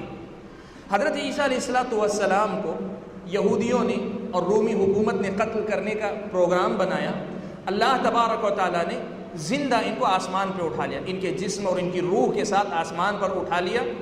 اب یہ آسمان پر ہی موجود ہے، آسمان پر ہی موجود ہیں، قیامت کے قریب حضرت عیسیٰ علیہ السلام اور آسمان پر زندہ ہیں، یہ بات زندہ اٹھائے گئے ہیں، آسمان پر زندہ موجود ہیں، اور اس کے بعد قیامت کے قریب اللہ تبارک و تعالیٰ ان کو بھیجیں گے، واپس زمین میں اللہ تعالیٰ بھیجیں گے، زمین میں آئیں گے اور آ کر یہ عیسائیوں کے سامنے عیسائیت کے جو غلط تصور اب عقیدہ ہے اس کو باطل قرار دیں گے۔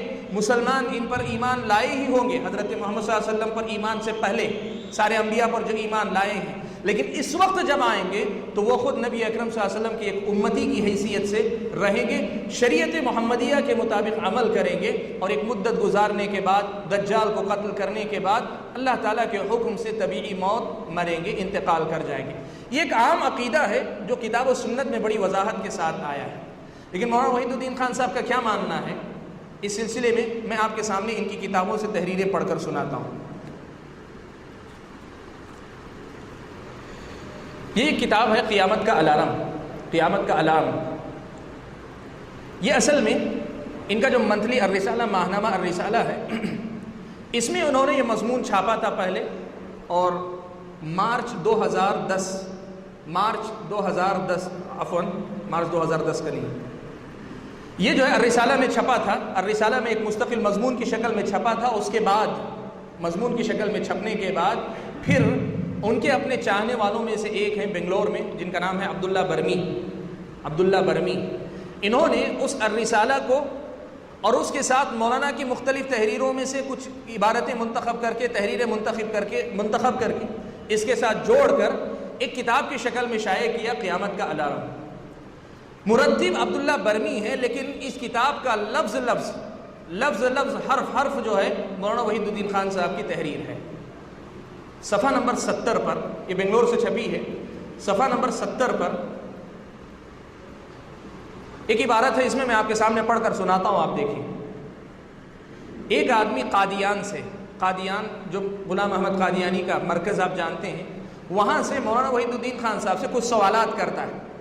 ان میں سے ایک سوال ہوتا ہے کہ حضرت عیسیٰ علیہ السلام کی زندگی یا موت کے متعلق آپ کی کیا رائے؟ آپ کو معلوم ہے مرزا غلام احمد قادیانی کا یہ دعویٰ ہے کہ حضرت عیسیٰ علیہ السلام انتقال کر گئے تھے اور میں عیسیٰ ہوں۔ غلام احمد قادیانی کہتا ہے میں عیسیٰ ہوں، مجھے اللہ تعالیٰ نے جو دوبارہ جو بھیجا میں ہی عیسیٰ ہوں، جس عیسیٰ کے آنے کی خبر دی گئی وہ میں ہی ہوں۔ غلام احمد قادیانی نے کئی دعوے کیے تھے، ان میں سے ایک یہ بھی دعویٰ۔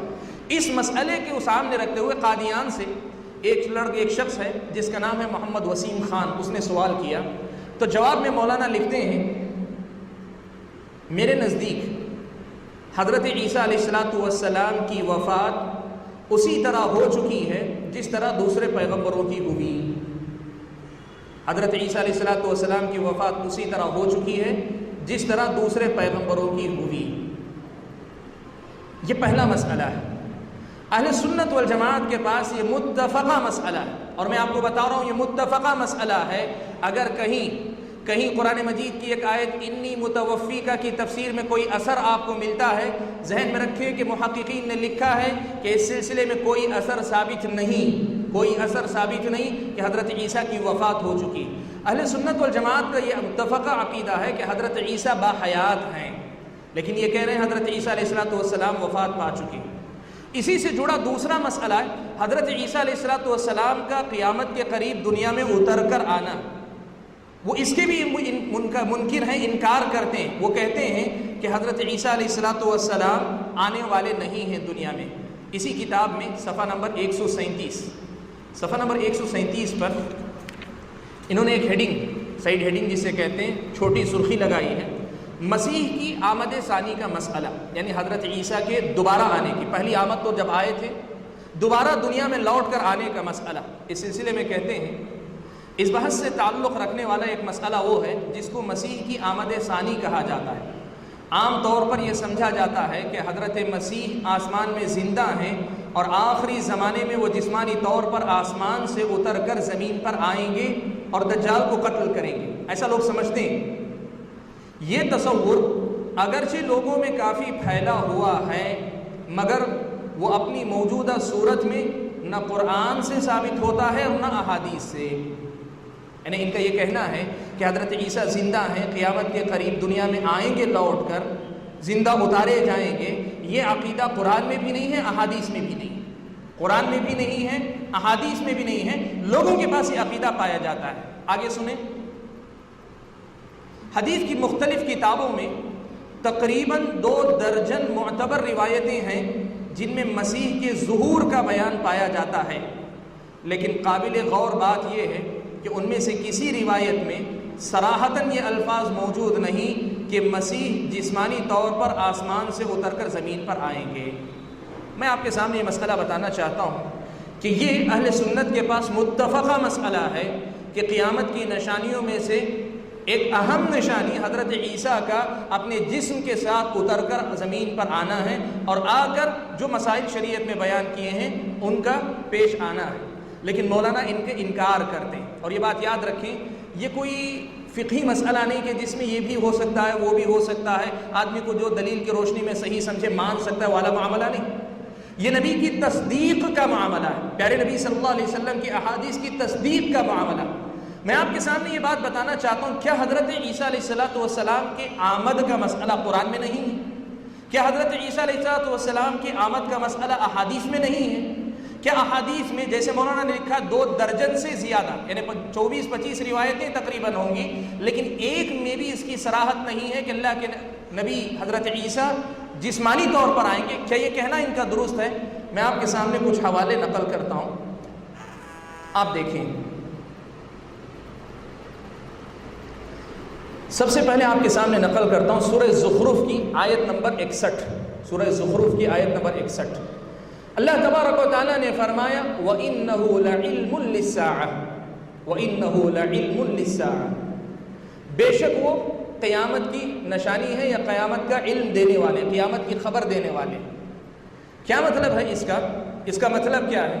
یہ مطلب ہم اپنی طرف سے نہیں لیں، آیت ہے قرآن کی، قرآن کی آیت کا مطلب ہم دیکھیں کہاں سے لیتے ہیں۔ مستدرک حاکم نے، امام حاکم نے حضرت ابن عباس رضی اللہ تعالیٰ عنہما سے نقل کیا ہے، وہ کہتے ہیں کہ اللہ کے نبی صلی اللہ علیہ وسلم نے فرمایا کہ خروج عیسیٰ قبل یوم القیامہ، اس آیت میں وَإِنَّهُ لَعِلْمٌ لِلسَّاعَةِ، بے شک وہ قیامت کی نشانی ہے جو کہا جا رہا ہے، یہ وہ کون ہے؟ کہا خروج عیسیٰ قبل یوم القیامہ، عیسیٰ علیہ السلام کا قیامت سے پہلے نکل کر آنا ہے۔ سبحان اللہ، اس سے کیا معلوم ہوتا ہے؟ قرآن کی اس آیت میں نبی کی تفسیر کے مطابق، پیارے نبی صلی اللہ علیہ وسلم کی تفسیر کے مطابق حضرت عیسیٰ کا دنیا کے اندر دوبارہ آنا، نکل کر آنا، قیامت سے پہلے نکل کر آنا، یہ قرآن کا مسئلہ ہے، اور اس کا انکار قرآن کے اندر ذکر کردہ مسئلے کا انکار ہے۔ دوسری ایک اور حوالہ آپ کے سامنے، ابن حبان حدیث کی ایک اور کتاب ہے، اس میں ایک اور روایت حضرت ابن عباس ہی سے رضی اللہ تعالیٰ عنہ سے ہی، اور اللہ کے نبی صلی اللہ علیہ وسلم سے روایت کرتے ہیں، اسی آیت کی تشریح میں یہ بات بھی آئی، قال نزول عیسیٰ ابن مریم قبل یوم القیامہ، اس میں مریم کے بیٹے عیسیٰ کی قیامت سے پہلے اتر کر آنے کا ذکر ہے۔ سبحان اللہ، معلوم کیا ہوا؟ ایک مسئلہ یہاں ذکر کروں، مولانا وحید الدین خان صاحب کہتے ہیں کہ جو ہے عیسیٰ علیہ السلام نہیں آئیں گے، جیسے ہم نے پڑھا، پھر یہ جو حدیث میں عیسیٰ کے آنے کا ذکر ہے اس کا کیا معاملہ ہے؟ کہتے ہیں اصل میں ایک مثال ہے، یہ حقیقت میں حضرت عیسیٰ نہیں آئیں گے، حقیقت میں حضرت عیسیٰ نہیں آئیں گے، عیسیٰ علیہ السلام جیسی کوئی شخصیت آئے گی، وہ کون ہوگی اس پر میں بعد میں گفتگو کروں گا، لیکن یہ کہتے ہیں عیسیٰ جیسی کوئی شخصیت آئے گی۔ پہلی روایت میں خروج عیسیٰ تھا، شاید اس کی تعویل کر لی جاتی کہ خروج عیسیٰ سے مراد عیسیٰ جیسی کوئی شخصیت ہوگی، لیکن ابن حبان کی اس روایت میں الفاظ ہیں نزول عیسیٰ ابن مریم، مریم کے بیٹے عیسیٰ کے اتر کر آنے کا تذکرہ ہے، نزول عیسیٰ کے اتر کر آنے کا حکم، اتر کر آنے کا حکم۔ اب آپ کے سامنے ایک مسئلہ اور آگے نقل کرتا ہوں، علامہ شنقیطی رحمۃ اللہ علیہ نے اس آیت کی تفسیر کرتے ہوئے ایک بات لکھی ہے کہ وَإِنَّهُ لَعِلْمٌ لِلسَّاعَةِ، یہ قیامت کی نشانی ہے، اس سے مراد کون ہے؟ کہا مفسرین نے یہ بھی کہا ہے کہ اس سے مراد اللہ کے نبی صلی اللہ علیہ وسلم ہو سکتے ہیں، یہ بات مفسرین نے کہا اس سے مراد قرآن ہو سکتا ہے، اور بہت سے مفسرین نے لکھا ہے کہ اس سے مراد حضرت عیسیٰ ہیں۔ ان حدیثوں کی روشنی میں علامہ شنقیطی رحمۃ اللہ علیہ اپنی تفسیر کے اندر لکھتے ہیں التحقیق ان الضمیر فی قولی انہ، اللہ تعالیٰ نے وَإِنَّهُ لَعِلْمٌ لِلسَّاعَةِ کہا، تو وَإِنَّهُ میں جو ضمیر ہے راجع الی عیسیٰ، وہ عیسیٰ علیہ السلام اس سے مراد ہیں، لا الی القرآن ولا الی النبی صلی اللہ علیہ وسلم۔ تو وہ معلوم یہ ہوا کہ حضرت عیسیٰ علیہ السلام کا اتر کر آنا، یہ قرآن مجید کے اندر اس کا تذکرہ ہوا ہے۔ قرآن مجید کی ایک دوسری آیت ہے، اللہ تبارک و تعالیٰ نے سورہ نساء آیت نمبر 159 اس میں اللہ تعالیٰ نے فرمایا وَإِن مِّنْ أَهْلِ الْكِتَابِ إِلَّا لَيُؤْمِنَنَّ بِهِ قَبْلَ مَوْتِهِ، اہل کتاب میں سے جو بھی ہے وہ ان کی موت سے پہلے ایمان لے آئے گا۔ اس آیت کی تفسیر میں دو قول نقل کیے گئے۔ ایک تفسیر یہ کی گئی کہ اہل کتاب میں سے جو بھی حضرت عیسیٰ پہ ایمان نہیں لاتے، یہودی حضرت عیسیٰ پہ جو بھی ایمان نہیں لاتے تھے، جب ان کی موت کا وقت آتا تھا تو فرشتے ان کو جب مار مار کر پوچھتے تھے، مجاہد نے یہ تفسیر نقل کی، حضرت ابن عباس کے شاگرد نے، مار مار کر ان سے پوچھتے تھے کہ بتاؤ عیسیٰ سچا ہے کہ نہیں، تو وہ ایمان لاتے تھے کہ ہاں عیسیٰ سچے ہیں، لیکن یہ اس وقت کا ایمان تھا جب ایمان لانا کوئی فائدہ نہیں پہنچا تھا۔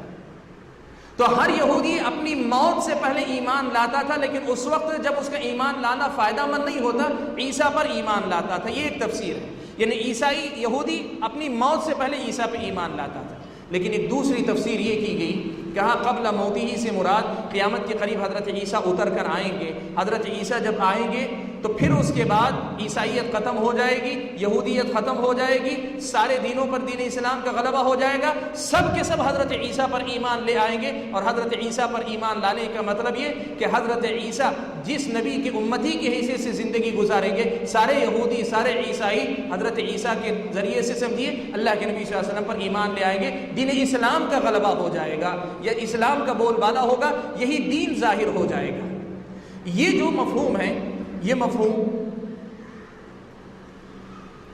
حضرت ابن عباس رضی اللہ تعالیٰ عنہما سے بھی ملتا ہے، حضرت ابو ہریرہ رضی اللہ تعالیٰ عنہ سے۔ دو صحابہ نے اس آیت کی تفسیر میں نقل کیا ہے کہ اس میں حضرت عیسیٰ علیہ السلام کے اتر کر آنے کا ذکر ہے۔ معلوم کیا ہوا؟ قرآن کی دو آیتیں میں نے آپ کے سامنے ذکر کی جس میں حضرت عیسیٰ علیہ السلام کے آنے کا ذکر ہے، خود نبی کی یا نبی کے شاگرد صحابہ کی تفسیر کے مطابق یہ مسئلہ قرآن مجید میں موجود ہے۔ دوسری بات، مولانا نے کہا کہ حضرت عیسیٰ کے اتر کر آنے کا ذکر احادیث میں موجود نہیں۔ میں آپ کے سامنے اور خاص طور پہ کہنا چاہتے ہیں احادیث میں جسمانی طور پر اتر کر آنے کا ذکر نہیں۔ میں آپ کے سامنے ایک عبارت پڑھتا ہوں، ایک حدیث پڑھ کر سناتا ہوں۔ حضرت نواس بن سمعان رضی اللہ تعالیٰ عنہ کی روایت ہے، صحیح مسلم کی روایت، کئی روایتیں ہیں، میں صرف ایک روایت آپ کے سامنے پڑھ رہا ہوں۔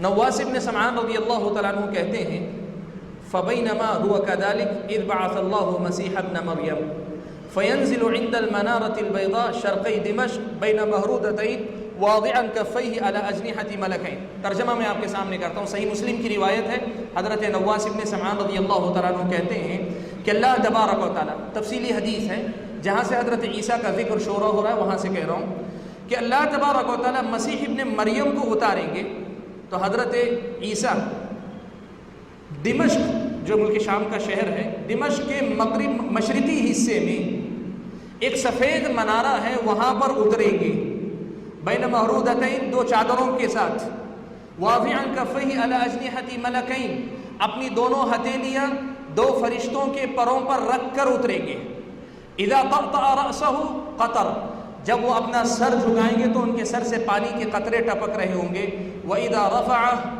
تحدر منہ جمان ان کا لؤلؤ، جب وہ اپنا سر اٹھائیں گے تو پانی کے قطرے ایسے ڈھلکتے ہوئے جائیں گے جیسے جو موتی ان کے سر سے جو ڈھلکتے چلے آ رہے ہوں۔ فلا يحل لكافر يجد ريح نفسه الا مات، تو جو بھی کافر ان کی سانس سونگھے گا، جو بھی کافر اس وقت ان کی سانس سونگھے گا تو وہ مر جائے گا۔ وَنَفَسُهُ يَنْتَهِي حَيْنَ يَنْتَهِي حَيْثُ يَنْتَهِي طَرَفُ، ان کی سانس وہاں تک پہنچے گی جہاں تک ان کی نگاہ پہنچے گی۔ فَيَطْلُبُهُ حَتَّى يُدْرِكَهُ بِبَابِ اللُّدِّ، تو وہ جو دجال آیا ہوا ہوگا ان سے پہلے، اس کے پیچھے وہ جائیں گے، یہاں کے باب لد کے پاس اسے پائیں گے، پھر اس کے بعد جو ہے حضرت عیسیٰ علیہ السلام کے بقیہ واقعات کا تذکرہ۔ مجھے حضرت عیسیٰ کا مکمل تذکرہ نہیں کرنا، صرف یہ مسئلہ بتانا ہے کہ مولانا یہ جو کہتے ہیں، یہ الفاظ پھر سے سنیں، کہتے ہیں حدیث کی مختلف کتابوں میں تقریباً 2 درجن معتبر روایتیں ہیں جن میں مسیح کا ظہور بیان کیا جاتا ہے، لیکن قابل غور بات یہ ہے کہ ان میں سے کسی روایت میں صراحتاً یہ الفاظ نہیں کہ مسیح جسمانی طور پر آسمان سے اتر کر زمین پر آئیں گے. سبحان اللہ.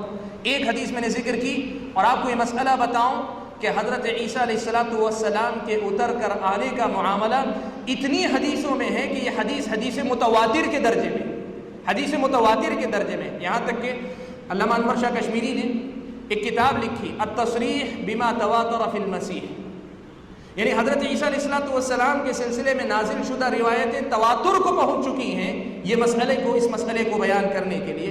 یہ دیکھیں، کہتے ہیں جسمانی طور پہ نہیں اترے. تو سوال یہ ہے کہ اس حدیث میں جو ذکر ہے کہ ایک منارہ مشرقی منارے کے پاس اتارے جائیں گے، جب اتاریں گے تو دو چادریں اوڑھے ہوئے ہوں گے، 2 ہاتھ ان کے ہوں گے جو فرشتوں کے پروں پر رکھ کر اتریں گے. جب سر جھکائیں گے تو پانی کے قطرے گریں گے، جب سر اٹھائیں گے تو قطرے ڈھلکتے ہوئے آئیں گے. ان کی سانس جہاں تک پہنچے گی کافر انتقال کر جائے گا اور ان کی سانس ان کی نگاہ تک پہنچے گی. سوال یہ ہے اگر جسمانی طور پہ اترنا نہیں ہے تو پھر یہ سر کس کا ہے، پھر یہ ہاتھ کس کے ہیں، پھر یہ ساری تفصیلات کس کی؟ میرے بھائیو، یہ پہلا مسئلہ تھا جس کو مجھے آپ کے سامنے بیان کرنا تھا کہ یہ جو مسئلہ ہے اس میں انہوں نے حضرت عیسیٰ علیہ السلام کے نزول سے متعلق جو عقیدہ اسلامی شریعت نے دیا ہے اس عقیدے سے انحراف کیا ہے، اس عقیدے کا انکار کیا ہے. اور یہ مسئلہ آپ کو بتاؤں، یہ مسئلہ آپ کے سامنے بتاؤں کہ متواتر جو بات ہوتی ہے اس کا انکار کفر ہوتا ہے، اس کا انکار کفر ہوتا ہے.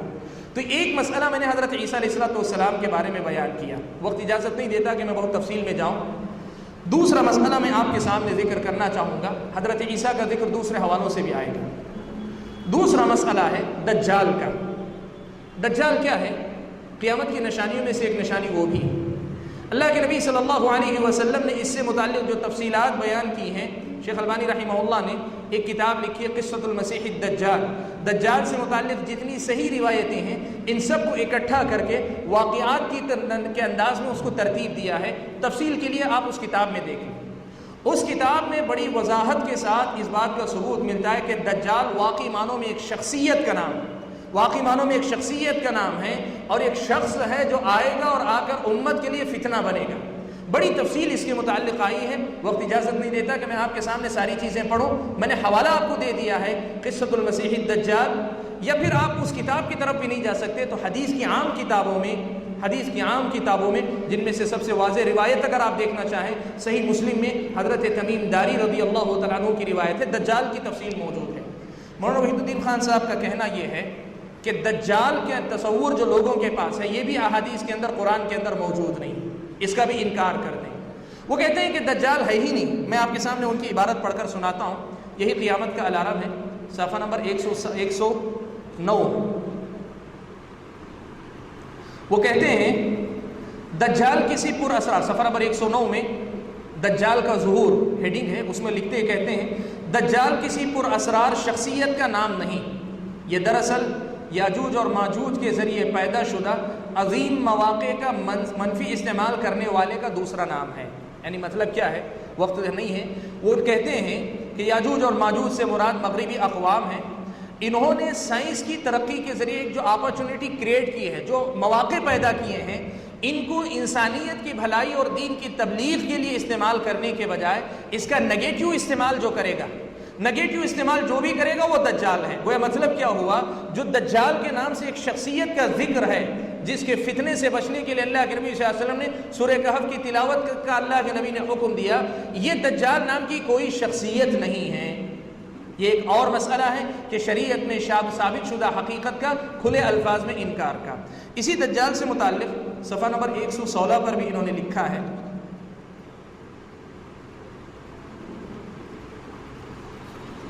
صفحہ نمبر 116 میں وہ لکھتے ہیں دجال کے بارے میں حدیث کی کتابوں میں بہت سی روایتیں آئی ہیں. ان روایتوں میں دجال کی انوکھی صفات بتائی گئی ہیں.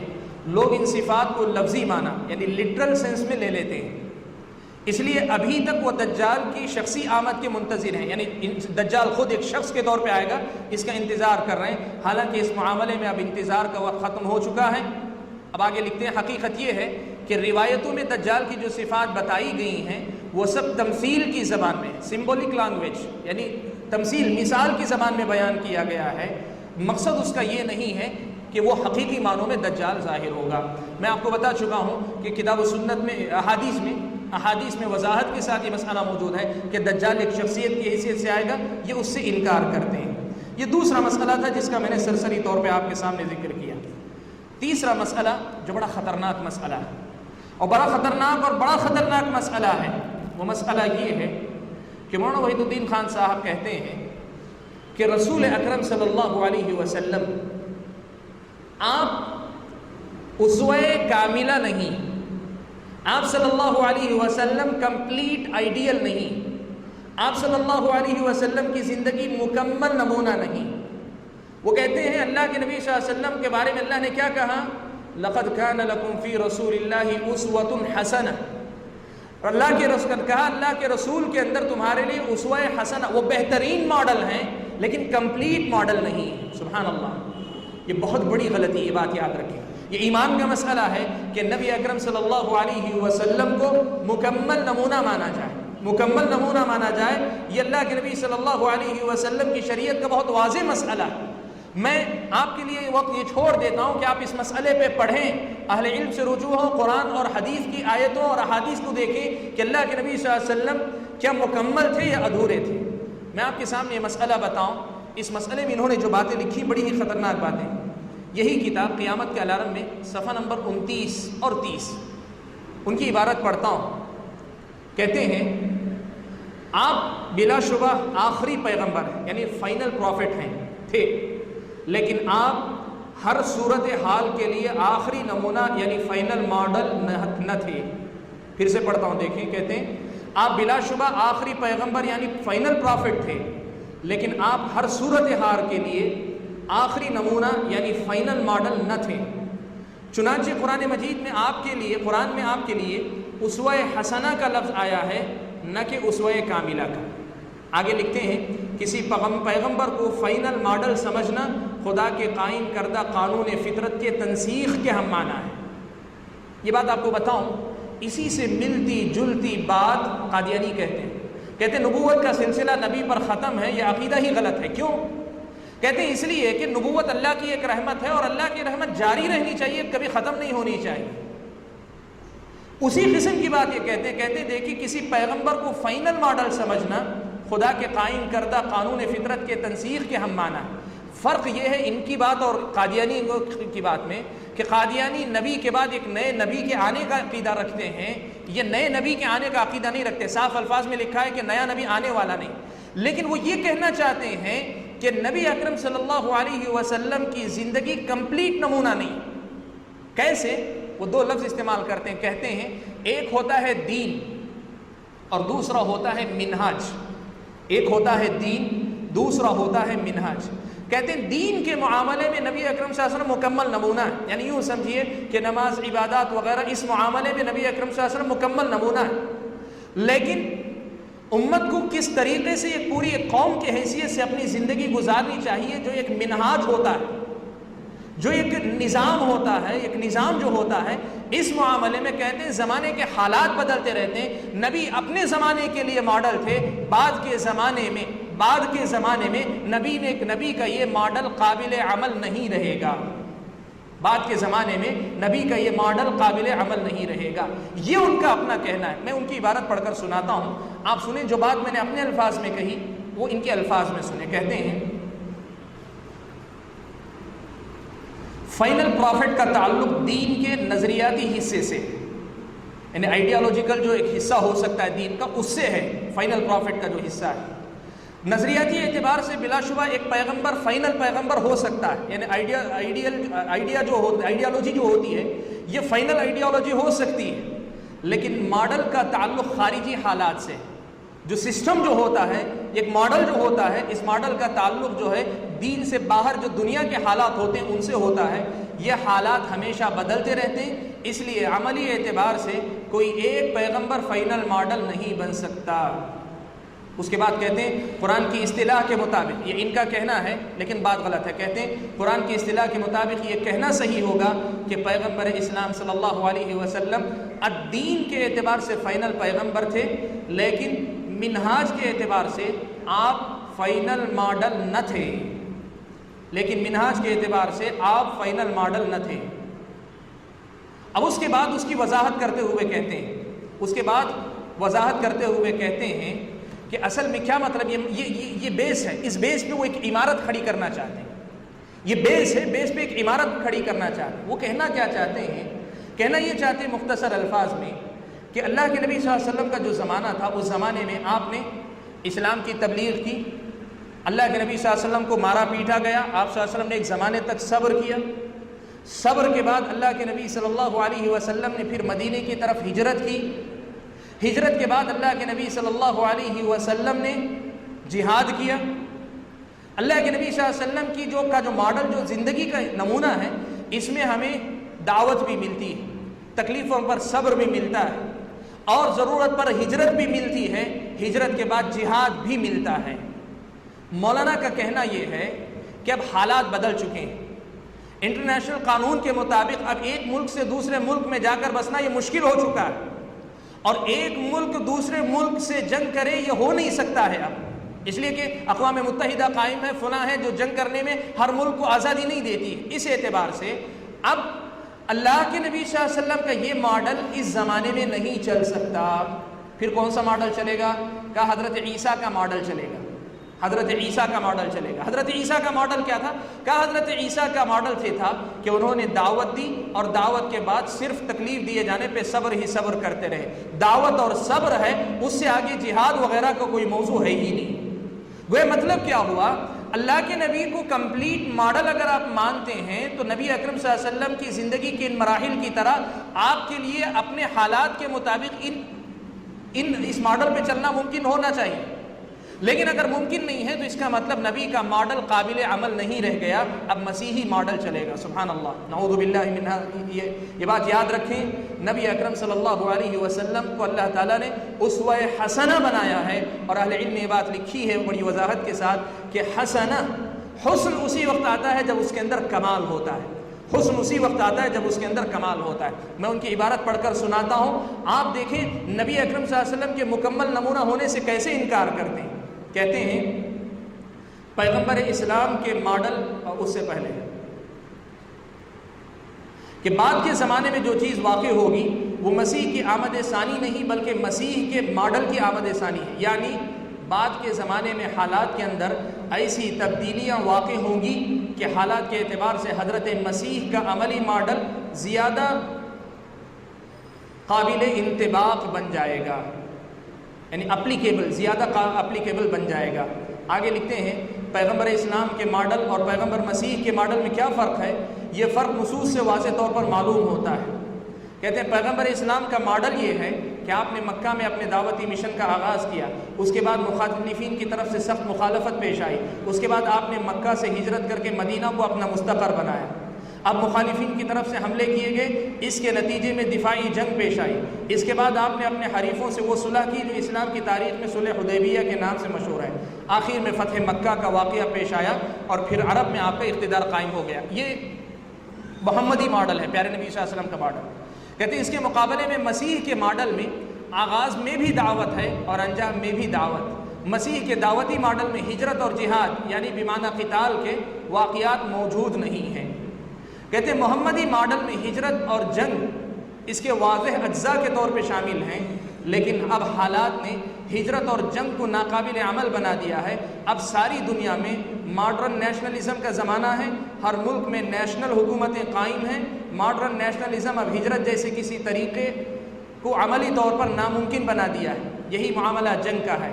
یہ ایک حقیقت ہے کہ موجودہ زمانے میں، آخر تک لکھیں وہی بات وضاحت کرتے ہوئے، مختصر الفاظ میں یوں کہیے کہ نبی اکرم صلی اللہ علیہ وسلم کو مکمل نمونہ نہیں مانتے، اللہ کے نبی صلی اللہ علیہ وسلم کو کامل نمونہ نہیں مانتے۔ اور آپ کو یہ مسئلہ میں بتا دوں، شریعت اسلامیہ کی نظر میں یہ عقیدہ رکھنا کفر ہے، یہ عقیدہ رکھنا کفر ہے۔ مسئلے کی تحقیق کے لیے کہ یہ کفر کیوں ہے، کیا ہے، آپ قرآن و سنت کی تعلیمات کی طرف اہل علم کی رہنمائی میں رجوع کریں، یہ مسئلہ آپ کے سامنے واضح ہو جائے گا۔ چوتھا مسئلہ جو آپ کے سامنے ذکر کرنا چاہتا ہوں، یہ بڑا عجیب و غریب مسئلہ ہے، یہ بڑا عجیب و غریب مسئلہ ہے، آپ سنیں۔ مولانا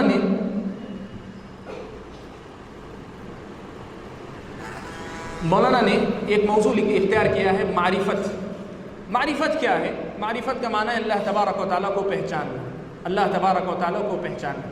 اسلامی شریعت ہمیں یہ بتلاتی ہے کہ ہر انسان کے اندر جب وہ پیدا ہوتا ہے، فطرت اللہ تعالیٰ نے فطری طور پر اللہ تبارک و تعالیٰ کی الوہیت کے اقرار کا جذبہ رکھا ہوا ہے۔ فطری طور پر انسان کے اندر اللہ کی توحید اللہ تعالیٰ نے رکھی ہوئی۔ انسان کا کام اسی توحید کو تسلیم کرتے ہوئے مزید اللہ تبارک و تعالیٰ کی پہچان کے لیے قرآن کی آیتوں میں غور و فکر کرے، کائنات کی آیتوں میں غور و فکر کرے، اور اس کے ساتھ اپنے نفس پر غور و فکر کرے، اللہ کی نشانیوں کو پہچان کر بندے اور رب کے درمیان کے فرق کو پہچانے۔ جتنا اللہ کے بارے میں جانے گا اتنا اللہ سے بندہ قریب ہوتا جائے گا۔ یہ معرفت کا موضوع، ایک عام موضوع۔ مولانا وحید الدین خان صاحب نے معرفت کے موضوع کو اپنی دعوت کا ایک محور، بنیادی مرکز، دو مرکز کہتے ہیں، ایک کہتے ہیں دعوت ہے، دوسرا معرفت۔ معرفت کے موضوع کو انہوں نے اپنا موضوع بنایا تو اس میں انہوں نے کئی باتیں لکھی ہیں جو قابل گرفت ہیں، یعنی شریعت اسلامیہ کی نظر میں درست نہیں۔ سب سے پہلی بات تو آپ کے سامنے یہ نقل کروں، معرفت ایک انسان کو اللہ کی کیسے حاصل ہوتی ہے، یہ اللہ تبارک و تعالیٰ نے قرآن اور سنت کے اندر بڑی وضاحت کے ساتھ بیان فرمایا ہے۔ میں نے اسے بتایا فطرت میں اللہ نے رکھا ہے، آدمی اپنی فطرت کی آواز کو سنے۔ اللہ تعالیٰ نے قرآنی آیات میں اللہ تعالیٰ کی پہچان دی ہے، اس کے اسماء حسنہ اور دوسری ساری چیزوں میں اس پہ غور و فکر کر کے آدمی ان کو پہچانے، اور اس کے ساتھ کائنات کی نشانیوں پہ غور کرے، انسانوں پہ غور کرے، سب پہ غور کر کے جو نشانیاں ان کو پہچانے۔ لیکن پہچان کیا ہونی چاہیے؟ رب کو رب کی حیثیت سے پہچانے، بندے کو بندے کی حیثیت سے پہچانے، لیکن اس پہچان میں کبھی یہ تصور نہ آنے پائے کہ بندہ یا رب دونوں کہیں جا کر ایک ہوتے ہیں۔ یہ تصور اگر کوئی لاتا ہے کہ بندہ اور رب دونوں ایک ہوتے ہیں تو یہ اسلامی شریعت کی نظر میں رب کی معرفت نہیں۔ لیکن مولانا وحید الدین خان صاحب نے دو باتیں لکھی ہیں۔ سب سے پہلی بات تو وہ یہ لکھتے ہیں، میں پڑھوں گا عبارت ان کی۔ پہلی بات یہ لکھتے ہیں کہ قرآن مجید میں اللہ تعالیٰ نے معرفت کا ذکر کئی جگہ پہ کیا ہے، لیکن کس چیز کی معرفت آدمی کو حاصل کرنی چاہیے اللہ تعالیٰ نے یہ بیان نہیں کیا ہے۔ سبحان اللہ، سبحان اللہ۔ وہ کہتے ہیں کہ اللہ تعالیٰ نے معرفت کا ذکر کیا ہے، لیکن معرفت کس چیز کی اور کیسے معرفت یہ حاصل کی جاتی ہے یہ اللہ تعالیٰ نے نہیں بتلایا۔ کیوں یہ کہنا چاہتے ہیں؟ وہ کہنا چاہتے ہیں کہ اصل میں معرفت جسے کہتے ہیں یہ آدمی کی جو ہے سیلف ڈسکوری ہوتی، یعنی آدمی خود دریافت کرتا ہے، خود آدمی تلاش کر کے نکالے، اللہ تعالیٰ کو جو خود پہچانے اپنے طور پہ۔ اس لیے اللہ تعالیٰ نے معرفت کس چیز کی ہونی چاہیے یہ متعین نہیں کیا ہے۔ یہ غلط بات ہے، یہ بے بنیاد بات ہے۔ کیوں؟ اس لیے کہ اللہ تعالیٰ نے معرفت لوگوں کو دی ہے اللہ تعالیٰ کی، اور اسی قدر دی ہے جتنی انسانوں کی ضرورت ہے، ورنہ اللہ تعالیٰ کی کامل معرفت اللہ تعالیٰ نے کسی بندے کو نہیں دی۔ وَلَا يُحِيطُونَ بِهِ عِلْمًا، اللہ تعالیٰ کو پوری طریقے سے کسی نے جانا نہیں ہے۔ لَا تُدْرِكُهُ الْأَبْصَارُ وَهُوَ يُدْرِكُ الْأَبْصَارَ، نگاہیں اس کا احاطہ نہیں کر سکتی، وہ نگاہوں کا احاطہ کرتا ہے۔ یہ مسئلہ اللہ تعالیٰ نے بیان کیا ہے۔ لیکن مولانا وحید الدین خان صاحب لکھتے ہیں، یہ بات انہوں نے ایک کتاب ہے مولانا کی کتاب معرفت، کتاب معرفت میں صفحہ نمبر 48 میں، صفحہ نمبر 48 پر یہ بات لکھی ہے جو میں نے آپ کے سامنے نقل کی۔ آیت وہ نقل کرتے ہیں، وَإِذَا سَمِعُوا مَا أُنزِلَ إِلَى الرَّسُولِ تَرَىٰ أَعْيُنَهُمْ تَفِيضُ مِنَ الدَّمْعِ مِمَّا عَرَفُوا مِنَ الْحَقِّ، یہ آیت کریمہ ہے، اس آیت کو انہوں نے نقل کیا ہے۔ آیت کا مفہوم کیا ہے؟ اہل کتاب نصارہ میں سے کچھ ایسے ہیں کہ جب ان کے سامنے جب وہ لوگ اذا سمعوا ما انزل الى الرسول، رسول پر اتاری گئی آیتیں سنتے، ترى اعینهم تفیض من الدمع، آپ دیکھتے ہیں کہ ان کی آنکھوں سے زار و قطار آنسو بہنے لگتے ہیں۔ کیوں بہنے لگتے ہیں؟ مما عرفوا، اس لیے کہ ان کو معرفت حاصل ہو گئی ہے، وہ پہچان گئے ہیں۔ کس چیز کو پہچان گئے ہیں؟ آیت کریمہ میں وضاحت ہے من الحق، جو حق ہے۔ قرآن کی آیتیں پڑھنے کے بعد وہ حق واضح ہو چکا کہ یہ نبی برحق ہے، یہ دعوت برحق ہے، یہ اسلام ہی حق ہے، یہ واضح ہو جاتا ہے، یہ ان کو معرفت حاصل ہوتی ہے۔ مولانا یہی آیت نقل کرتے ہیں، من الحق کا ٹکڑا ترجمے یا تفسیر کے اندر غائب کر کے یہ کہتے ہیں معرفت کا ذکر ہے، لیکن کس چیز کی معرفت ہے اس کا ذکر قرآن میں نہیں۔ سبحان اللہ، جس آیت کو کوٹ کیا ہے اسی آیت میں من الحق کی وضاحت ہے، اس کو نظر انداز کر دیتے ہیں۔ اب اس کے بعد معرفت جب سیلف ڈسکوری کا مسئلہ ہے، یعنی آدمی خود استنداج کرے، خود نکالے، تو معرفت کہاں پہنچتی ہے اس کا آپ اندازہ لگائیں۔ میں زیادہ دور نہیں جانا چاہتا، دو تین عبارتیں مولانا کی سناتا ہوں کہ معرفت کا تصور ان کے پاس کیا ہے۔ وہ کہتے ہیں ہندوؤں کے پاس ایک تصور ہے، کہ آدمی غور کرتا رہتا ہے، کائنات پر غور کرتا جاتا ہے، یہاں تک کہ اس کے سامنے کائنات کی حقیقت کھل جاتی ہے، پوری کائنات صرف ایک دھوکہ ہے، پھر اس کے بعد یہ حقیقت کھلتی ہے کہ کائنات میں صرف خدا ہی خدا ہے، پھر اس کے بعد یہ حقیقت کھلتی ہے کہ میں بھی خدا ہوں، تو بھی خدا ہے، میرے اندر بھی خدا ہے، تیرے اندر بھی خدا ہے۔ یہ وحدت الوجود کا عقیدہ ہندوؤں کے پاس تھا، یہ وحدت الوجود کا عقیدہ۔ مولانا وحید الدین خان صاحب نے معرفت کے موضوع پہ لکھتے لکھتے آپ کے سامنے پڑھ کر سناؤں گا، آپ تعجب کریں گے۔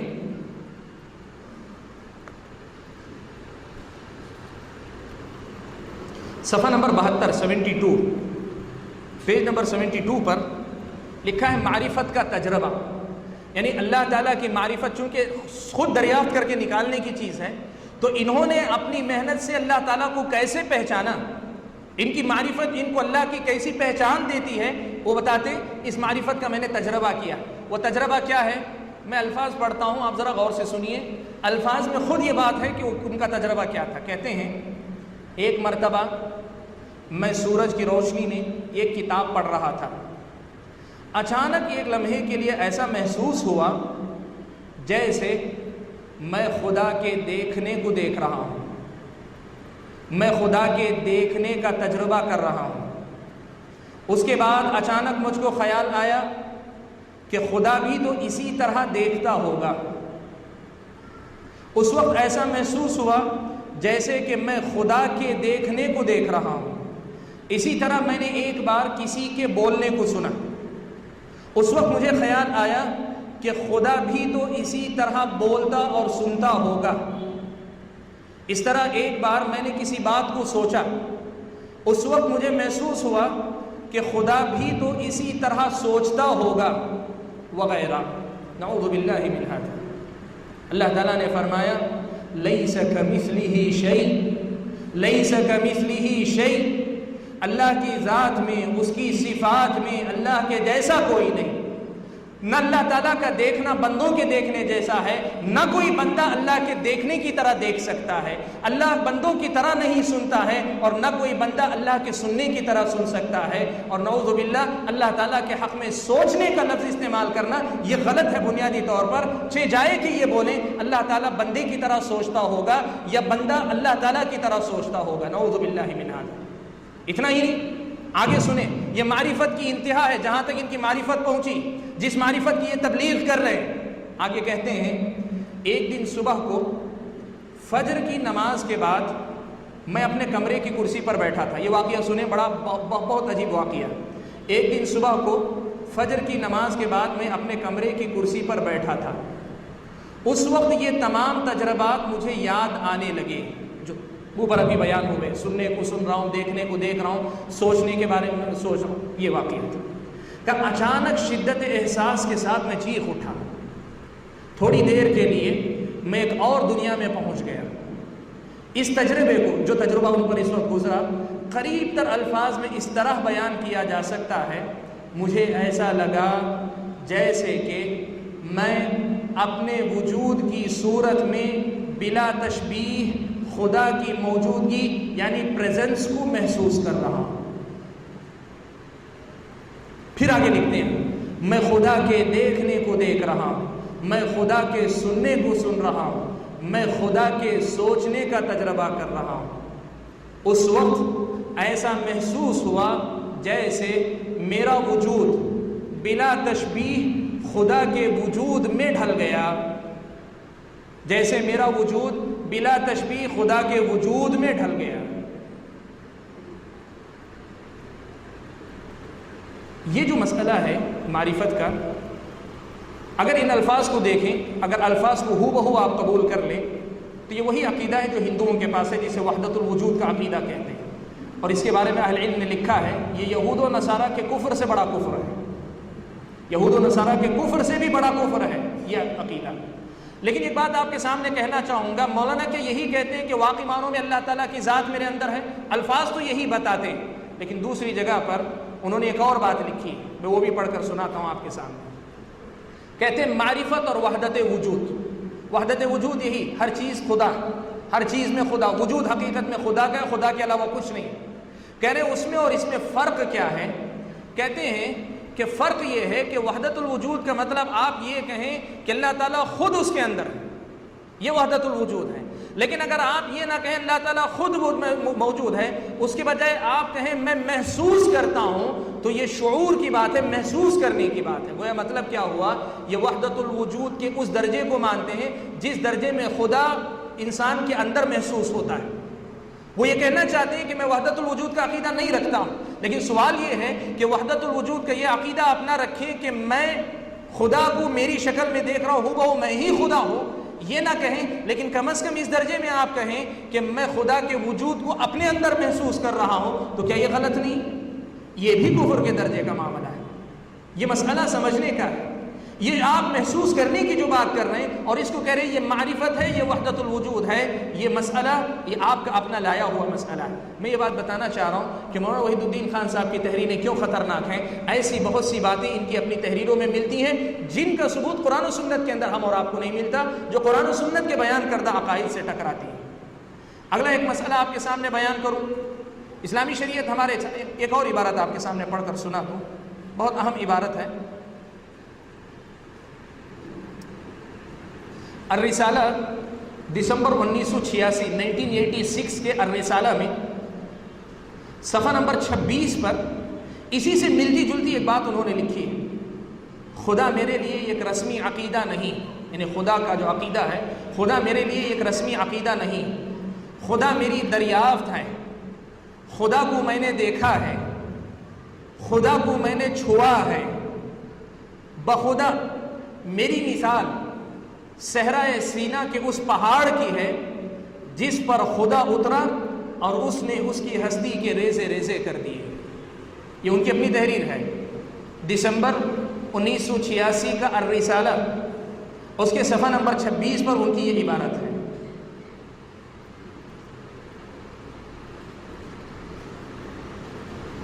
ایک اور عبارت میں آپ کے سامنے پڑھ کر سنا دوں.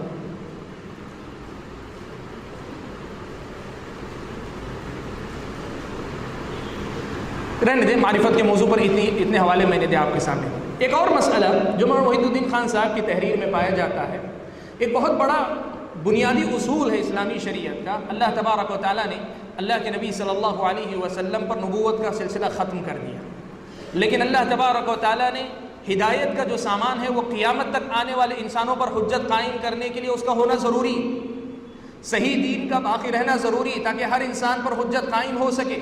اس لیے اللہ نے کیا کیا؟ پہلی بات تو اس دین کی حفاظت کی ذمہ داری خود لے لی.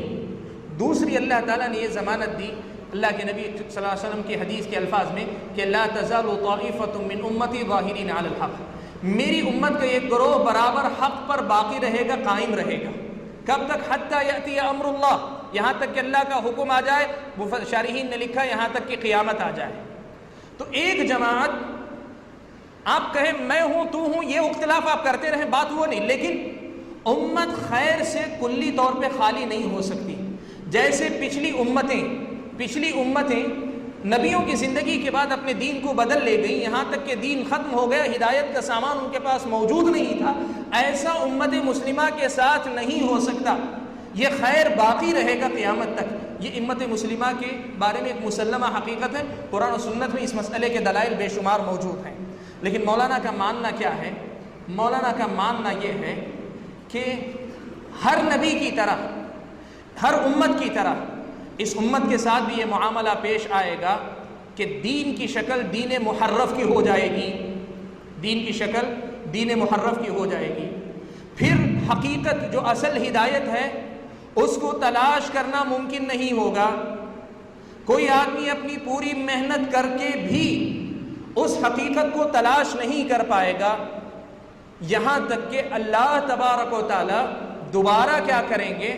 مسیحی ماڈل کو بھیجیں گے، یعنی ایک انسان کو بھیجیں گے جو اللہ تعالیٰ کے خاص حکم سے دین کی پوری اس چھپی ہوئی حقیقت کو لوگوں کے سامنے دوبارہ لائے گا. اگر اس کو آپ کہنا چاہیں تو یوں کہیں جیسے پچھلے ادیان کے اندر تبدیلی اور تحریف ہوئی، ویسے یہ دین بھی تحریف کا شکار ہو جائے گا.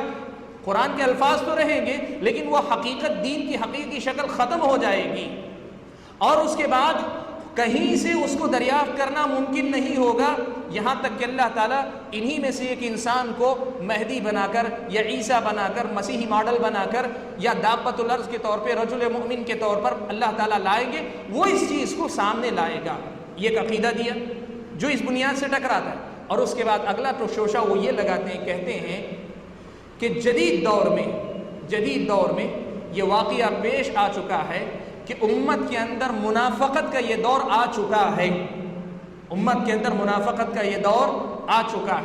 اور یہ بات انہوں نے اپنی تحریروں میں کئی جگہ پہ لکھی ہے کہ پچھلے تقریباً 300 سال کے اندر علماء جو کہ اس مسئلے کے وارث ہیں، حقیقت میں علماء نے امت کی رہنمائی کا کام انجام دیا ہی نہیں ہے۔ امت پچھلے 300 سال سے صحیح رہنمائی سے محروم ہے۔ سبحان اللہ، یہ پورا عقیدہ، یہ پورا مسئلہ انہوں نے اس کتاب کے اندر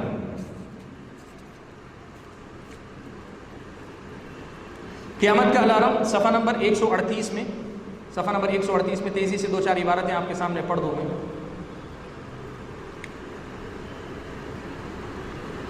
کہتے ہیں اصل یہ ہے کہ ہر امت اپنے ابتدائی دور میں اخلاص پر قائم ہوتی، مگر بعد کے دور میں امت کے افراد کے اندر زوال آ جاتا ہے۔ اب امت کے افراد میں منافقت عام ہو جاتی ہے۔ مسیحی رول حقیقت میں یہی ہے کہ دور زوال میں منافقت کو ایکسپوز کیا جائے اور اخلاص والے دین سے دوبارہ لوگوں کو متعارف کیا جائے۔ منافقت کیا ہے؟ کہتے ہیں منافقت یہ ہے کہ لوگوں کے اندر دین کی حقیقی روح باقی نہ رہے۔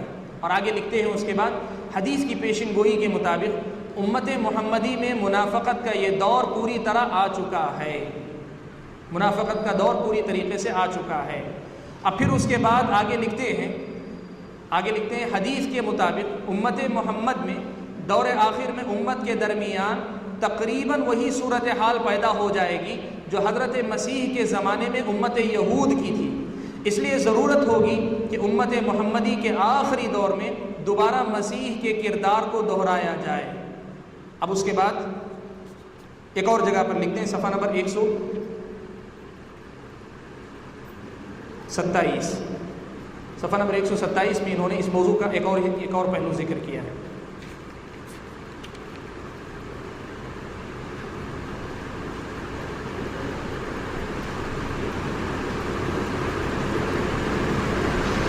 کہتے ہیں حدیث رسول سے معلوم ہوتا ہے کہ مہدی کا ظہور فتنہ دہیمہ یعنی تاریخ فتنے کے زمانے میں ہوگا۔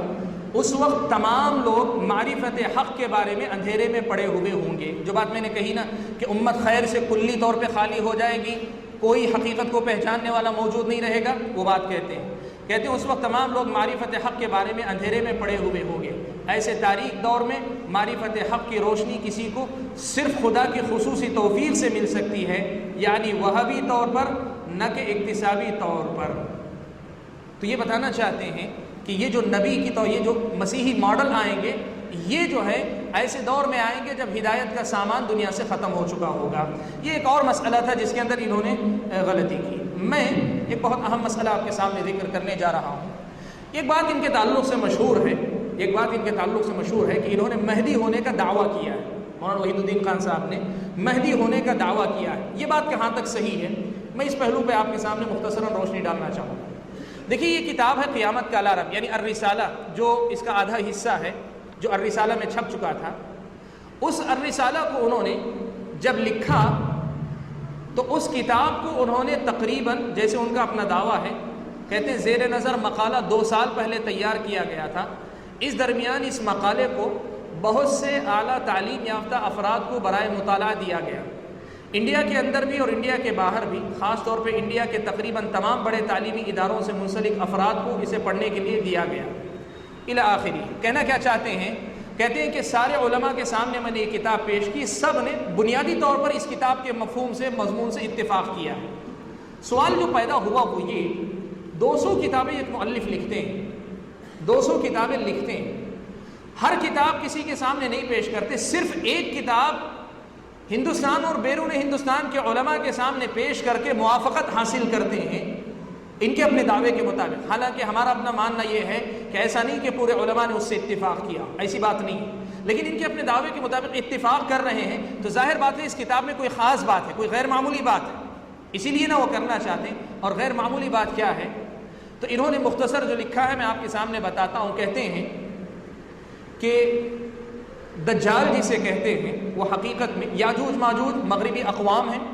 مغربی اقوام صحیح ٹیکنالوجی کے نام کی بنیاد پر غیر مسلموں میں دعوت و تبلیغ کی اسلامی نشر و اشاعت کے نئے مواقع پیدا کریں گے، لیکن مسلم قوم ان مواقع کا صحیح استعمال نہیں کر سکے گی. اور غیر مسلم تو خیر غلط استعمال ہی کریں گے، لیکن مسلمان بھی صحیح استعمال نہیں کر پائیں گے. ایسے زمانے میں جب کہ دین کی شکل بھی بگڑ چکی ہوگی اور ان مواقع کو صحیح استعمال بھی نہیں کر پا رہے ہوں گے، ایسے زمانے میں ایک شخصیت جو مسیحی ماڈل ہے، جو مہدی ہے، جو دابت الارض ہے، جو رجل مؤمن ہے، جو آخری دور کے مجدد ہیں، اور ان کے اپنے عقیدے کے مطابق عبارت کے مطابق یہ پانچوں نام ایک ہی شخصیت کے ہیں. ایک شخصیت آئے گی، وہ شخصیت ایک طرح سے وہی کام کرے گی جو یہودیت میں گمراہی کے بعد عیسائیت کی شکل میں ایک دین کو حضرت عیسیٰ پیش کیے تھے. اسلام کی شکل بدلنے کے بعد حقیقی اسلام کی شکل وہ شخصیت پیش کرے گی. اب یہ شخصیت کون ہے؟ ان کا اپنا دعویٰ ہے کہ وہ حالات آ چکے ہیں، امت کے اندر جو ہے دجال بھی آ چکا ہے، امت کے اندر جو ہے وہ حالات بھی آ چکے ہیں جب دین کی اصل شکل، اصل روح بدل دی جا چکی ہے. اب صرف یہ مسئلہ ہے کہ ایک شخصیت ظاہر ہو اور ظاہر ہو کر اپنا کردار ادا کرے، جو کردار حضرت عیسیٰ علیہ السلام نے ادا کیا تھا امت یہود کے آخر میں. یہ کون ہوگا؟ اس کی علامتیں انہوں نے نقل کی ہیں، دو بڑی علامتیں. یہ ایک علامت وہ نقل کرتے ہیں، کہتے ہیں کہ سب سے پہلے تو اس کا موضوع معرفت ہوگا، معرفت کو اپنا موضوع بنائے گا. دوسرا موضوع یہ ہوگا کہ وہ جدید لب و لہجے میں گفتگو کرے گا، جدید لب و لہجے میں گفتگو کرے گا. اب یہ ساری باتیں اگر آپ اکٹھا کر کے دیکھیں تو وقت نہیں کہ میں اس کا تحلیل اور تجزیہ کروں، لیکن میرا ایک اور ویڈیو یوٹیوب پر ہے، اس میں نے اس مسئلے پر ذرا اور تفصیل سے روشنی ڈالی ہے، آپ دیکھ لیں. اسی وحید الدین خان صاحب کے نام پہ ہے میرا ویڈیو، تو اس میں نے ذکر کیا ہے یہ مسئلہ. آپ دیکھیں کہ وہ یہ کہنا چاہتے ہیں کہ الفاظ انہوں نے ایسے استعمال کیے ہیں جس سے معلوم ہوتا ہے، جیسے دیکھیے وہ کہتے ہیں کہ جب یہ گمراہی کا دور آئے گا تو صرف ایک شخص اللہ تبارک و تعالیٰ کے حکم سے آئے گا، وہ بھی اپنی مرضی سے نہیں، اللہ کی خصوصی توفیق سے جدید لب و لہجے میں دین کو پھر سے متعارف کروائے گا. اور دوسری طرف یہ اپنی تحریروں میں لکھتے ہیں پچھلے 300 سال میں امت میں ایک بھی عالم امت کی سے رہنمائی کرنے والا پیدا نہیں ہوا. پھر آگے جا کر لکھتے ہیں، اپنے لٹریچر کا تعارف جب کرواتے ہیں کہتے ہیں میرے لٹریچر کا جو بنیادی پیغام ہے وہ دو ہیں، ایک دعوت ہے، دوسرا معرفت ہے. اور دعوت کے سلسلے میں میرا اپنا انداز جو ہے وہ جدید لب و لہجے میں، جدید اسلوب میں متعارف کروانا ہے. اس پوری کہانی کا اگر خلاصہ میں کہوں تو یوں سمجھیے کہ مولانا وحید الدین خان صاحب کی کتاب پڑھنے کے بعد ایک آدمی کو یہ تأثر ملتا ہے کہ انہوں نے صرف یہ نہیں کہا ہے کہ میں ہی مہدی ہوں، ورنہ تحریر کا جو رخ، جو بہاؤ ہے، اور جو انہوں نے معایر متعین کیے، خاکہ جو متعین کیا ہے، اس میں خود مولانا کی شخصیت کے علاوہ کوئی اور شخصیت فٹ ہوتی ہی نہیں. ان کی تحریروں کی روشنی میں ہم فٹ نہیں کر رہے ہیں. اگر ان کی اپنی تحریروں کی روشنی میں آپ کریں تو ان کی اپنی شخصیت کے علاوہ کوئی اور اس میں فٹ ہوتا ہی نہیں. اسی لیے علماء میں سے بہت سارے لوگوں نے یہ اندیشہ ظاہر کیا کہ یا تو وہ انڈائریکٹ دعویٰ کر رہے ہیں یا آگے چل کر وہ دعویٰ کرنے والے ہیں کہ مہدی ہیں، یا پھر یہ بھی اندیشہ ظاہر کیا جا رہا ہے کہ ہو سکتا ہے وہ دعویٰ نہ کریں لیکن بعد میں ان کے آنے والے متبعین دعویٰ کریں کہ یہ مہدی ہے، یہ مہدی ہے. یہ جب بات کہی گئی تو کچھ ان کے شاگردوں نے، حالانکہ انہوں نے خود الرسالہ میں لکھا ہے، لیکن ان سے پوچھا مولانا وحید الدین خان صاحب سے کہ لوگ کہہ رہے ہیں کہ آپ دعوے دار ہیں کہ آپ مہدی ہیں. تو انہوں نے جواب میں لکھ کر بھیجا کہ نہیں، میں ہمیشہ سے یہ کہتا آیا ہوں کہ مہدی کا معاملہ دعوے کا معاملہ نہیں، دعوے کا معاملہ نہیں. جیسے نبی آتا ہے تو نبی کہتا ہے میں نبی ہوں، مجھے مانو. وہ کہتے ہیں مہدی کا معاملہ نبی کی طرح دعوے کا معاملہ نہیں.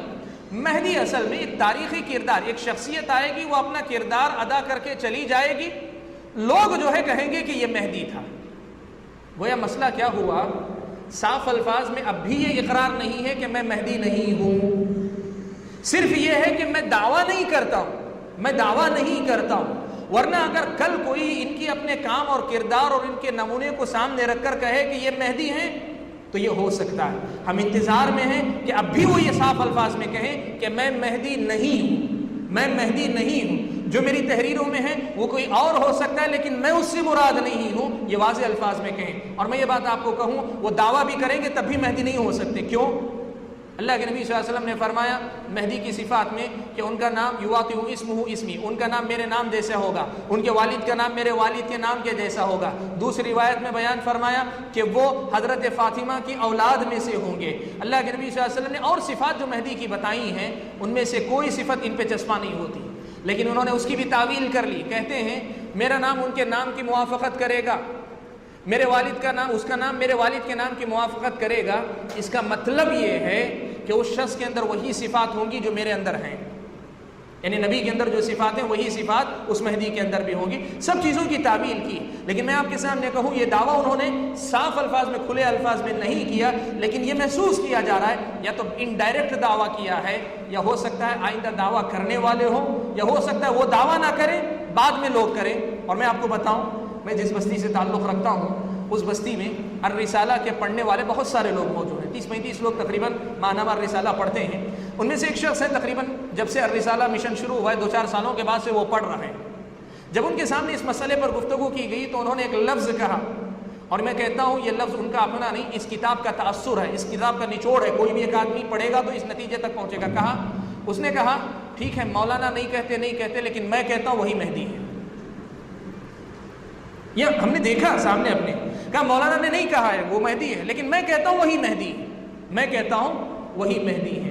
تو یہ ایک اور مسئلہ ہے کہ انہوں نے مہدی ہونے کا جو ہے دعویٰ کیا ہے نہیں کیا ہے. میں نے تفصیل آپ کے سامنے رکھی ہے کہ جو معایر انہوں نے فٹ کیے ہیں ان کی اپنی شخصیت کے علاوہ ان کی تحریروں کی روشنی میں کسی اور پہ وہ فٹ نہیں ہوتی ہیں. اسی لیے سخت اندیشہ محسوس کیا جا رہا ہے کہ وہ بالواسطہ انڈائریکٹ یا تو کہہ رہے ہیں یا پھر آئندہ کھلے الفاظ میں کہنے والے ہیں، یا وہ چاہتے ہیں کہ وہ نہ کہیں ان کے بعد والے زمانے میں لوگ کہیں کہ وہی مہدی تھے. اور ان میں سے کوئی بھی بات ہو احادیث کی روشنی میں غلط اور بے بنیاد ہے. نہ وہ مہدی ہیں، نہ ہو سکتے ہیں، نہ ان کے متبعین دعویٰ کریں تو یہ مہدی ہو سکتے ہیں. لیکن یہ بات آپ کو بتا دوں کہ مہدی کا کردار بھی وہ نہیں ہے جو مولانا بتا رہے. مہدی کا کردار وہ ہے جو احادیث میں آیا ہے. آپ اہل علم سے پوچھ لیں کہ مہدی کا کردار کیا ہے. میرے سامنے وقت نہیں ہے کہ میں آپ کے سامنے بہت سی زیادہ باتیں کروں. 2-3 ادھر ادھر کے مسائل آپ کے سامنے نقل کرتا ہوں. ان کے پاس جو ہے بہت بڑی غلط فہمی لوگوں کو ہے کہ یہ دعوت کے موضوع پر لکھتے ہیں تو ان کے اتنا دعوت کے موضوع پہ لکھنے والا کوئی نہیں، اس لیے ہم ان کی کتابوں سے فائدہ اٹھانا چاہتے ہیں. میں آپ کے سامنے یہ مسئلہ بیان کر دوں. دیکھیے دعوت کا کام کرنے کے لیے صرف جذبہ کافی نہیں، صرف بہت اچھے انداز کا مالک ہونا کافی نہیں، بہت اچھی معیاری زبان، بہت مؤثر انداز کا مالک ہونا کافی نہیں. اول و آخر دین کی صحیح معرفت ہونا ضروری ہے. دین کو صحیح ڈھنگ سے پہچانے، ویسے جیسے قرآن میں ہے، جیسے سنت میں ہے، جیسے احادیث میں ہے، جیسے نبی اکرم صلی اللہ علیہ وسلم کے صحابہ نے سمجھا تھا. جس آدمی کی سمجھ دین کے بارے میں صحیح نہیں ہو وہ لاکھ دعویٰ کرے کہ وہ دعوت کا کام کرتا ہے، لیکن اس کی دعوت حقیقی معنوں میں صحیح اسلام کی دعوت نہیں ہے، اسلام کے بارے میں اپنی فکر کی دعوت ہے. اور مولانا وحید الدین خان صاحب کے بارے میں اتنی غلطیاں ہیں کہ اس مسئلے کو لے کر ہم یہ سمجھتے ہیں کہ دعوت کے نام پر بھی ان سے استفادہ کرنا وہ اپنے ایمان کو خطرے کی دعوت دینا ہے. میں 1-2 مسائل آپ کے سامنے نقل کروں. مولانا کا یہ عقیدہ ہے کہ انبیاء جو ہے سب ایک درجے کے، ان میں سے کوئی ایک دوسرے سے افضل نہیں ہوتا. میں آپ کے سامنے نقل کرتا ہوں. الرسالہ مارچ 1984 1984 صفحہ نمبر 38 میں وہ لکھتے ہیں خدا کے تمام رسول ایک ہی دین لے کر آئے، ان میں سے کوئی رسول نہ دوسرے رسولوں سے افضل تھا اور نہ ان میں سے کسی کا دین دوسروں کے دین کے مقابلے میں زیادہ کامل تھا. عبارت پھر سے سنیں. آپ جانتے ہیں قرآن مجید میں اللہ تعالیٰ نے کیا فرمایا؟ تِلْكَ الرُّسُلُ فَضَّلْنَا بَعْضَهُمْ عَلَى بَعْضٍ. یہ رسول ان میں سے بعض کو بعض کے مقابلے میں ہم نے فضیلت دی ہے، افضل قرار دیا ہے. قرآن کا واضح نص، اس میں تفسیر کی بھی ضرورت نہیں، یعنی آپ کو تشریحات کی ضرورت نہیں، واضح مفہوم ہے. لیکن مولانا نے کیا لکھا ہے؟ خدا کے تمام رسول ایک ہی دین لے کر آئے، ان میں سے کوئی رسول نہ دوسرے رسولوں سے افضل تھا اور نہ ان میں سے کسی کا دین دوسروں کے دین کے مقابلے میں زیادہ کامل تھا. یہ ان کے اپنے جو ہے عقیدہ ہے۔ اور آپ کے سامنے آپ کو بتاؤں کہ انہوں نے ایک بہاؤ میں اپنی جو ہے مطلب تحریر کے بہاؤ میں جب بہتے ہیں تو ایسی کچھ باتیں کر جاتے ہیں جو ایک عام مسلمان کبھی جرأت نہیں کر سکتا۔ انہوں نے ایک جگہ پہ اللہ تبارک و تعالیٰ کے بارے میں لکھا ہے کہ میں نے ایک موقع پر اللہ تبارک و تعالیٰ سے اچانک کہتے ہیں ایک مرتبہ مجھے، میں عبارت آپ کے سامنے پڑھنے والا ہوں لیکن اس مسئلے کو آپ سنیں، کہتے ہیں ایک مرتبہ مجھے باہر کے کسی ملک میں اچانک ایک مجلس میں تقریر کرنے کے لیے کہا گیا۔ میں سمجھ رہا تھا تقریر اردو میں ہے، بھائی صاحب ذرا سا روکیں، ڈسٹرب ہو گیا۔ اچانک وہ کہتے ہیں کہ اچانک میں تو سمجھ رہا تھا اردو میں کرنا ہے، مجھے اچانک بتایا گیا کہ انگریزی میں تقریر کرنا ہے، اس سے پہلے میں نے کبھی انگریزی میں تقریر نہیں کی۔ تو کہتے ہیں میں گیا اور جا کر کمرے میں بند ہو کر اللہ تعالیٰ سے میں نے دعا کی۔ اچھی چیز ہے، غلط نہیں، مشکلوں میں اللہ سے مدد طلب کرنا اچھی چیز اور یہ ایمان کی علامت ہے اصل کے اعتبار سے، لیکن انہوں نے کس انداز سے دعا کی اور دعا میں کیا کہا یہ اصل مسئلہ ہے۔ ان کے اپنے الفاظ ہیں، کہتے ہیں میں نے یہ دعا کی کہ اللہ تبارک و تعالیٰ تو میرا پلے بیک اسپیکر بن جا۔ یہ گستاخی ہے اللہ تعالیٰ کے ساتھ۔ اور پلے بیک اسپیکر بھی کیوں بن جا؟ جو الفاظ انہوں نے اس دعا میں استعمال کی، یہاں نقل کی، میں پڑھ رہا ہوں عبارت آپ کے سامنے، وہ ایسے ہیں، یہ ضرورت مند ہے، میں ضرورت مند ہوں، اللہ تعالیٰ تو میری مدد کر۔ یہ پہلو ہزار عاجزی اظہار کرے بہت اچھا ہے، لیکن ان کی اپنی دعا میں الفاظ یہ ہیں کہ اللہ تعالیٰ میں بھی محتاج ہوں، اور ایک طرح سے یوں سمجھیے الفاظ میں پڑھوں گا، الفاظ ان کے سنیں آپ کو، لیکن مفہوم میں بتا رہا ہوں، ایک طرح سے اللہ تبارک و تعالیٰ کو بھی ضرورت ہے، گویا اس مقام پہ اللہ کو بھی ضرورت ہے کہ اس مقام پہ اس کے کلام کی ترجمانی انگریزی میں ہو۔ تو چونکہ میری بھی ضرورت ہے، میں بھی مجبور ہوں، مجھے کوئی چارہ نہیں ہے تقریر کیے بنا، اور تجھے بھی کوئی چارہ نہیں مجھ سے تقریر کروائے بنا، یہ مفہوم ان کی دعا میں ہے۔ میں آپ کے سامنے عبارت پڑھتا ہوں، آپ سنیں۔ صفحہ نمبر، کتاب معرفت، صفحہ نمبر 373۔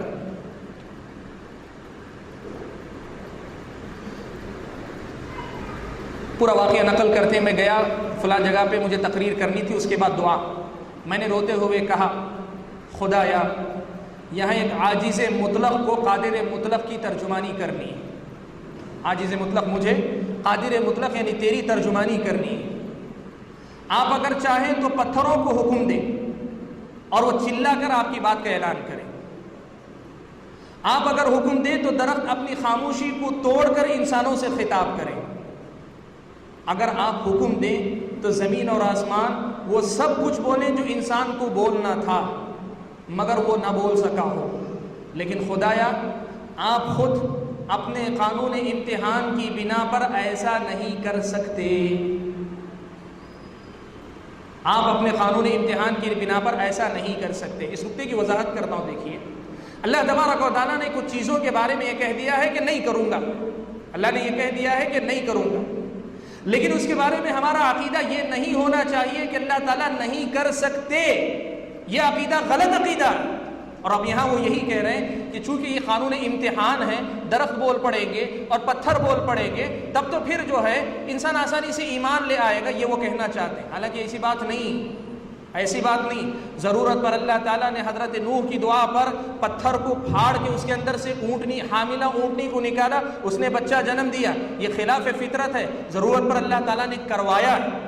انبیاء کو جو معجزے دیے جاتے ہیں وہ عام قانون جو دنیا کا نظر آتا ہے اس سے ہٹ کر ہی بات ہوتی ہے، اللہ تعالیٰ کر سکتے ہیں، اللہ تعالیٰ کرتے ہیں، لیکن انہوں نے کیا کہا، لیکن آپ خود اپنے قانون امتحان کی بنا پر ایسا نہیں کر سکتے، اس لیے آپ کے سامنے اس کے سوا کوئی اور انتخاب نہیں کہ آپ میرے جیسے عاجز انسان کی وہ مدد کریں جو اس سے پہلے آپ نے کسی اور کی نہیں کی ہے۔ سبحان اللہ، یہ اللہ تبارک و تعالیٰ کے ساتھ کیسا معاملہ ہے۔ آگے دیکھیں، خدایا میں آپ کے تمام اسماء حسنہ کا واسطہ دے کر آپ سے دعا کرتا ہوں کہ آپ میرے لیے پلے بیک اسپیکر بن جائیں، آپ بولتے جائیں اور میں اس کو دہراتا جاؤں، آپ خاموشی کی زبان میں مجھ کو بتائیں اور میں نطق کی زبان میں اس کو دوسروں کے سامنے پیش کروں۔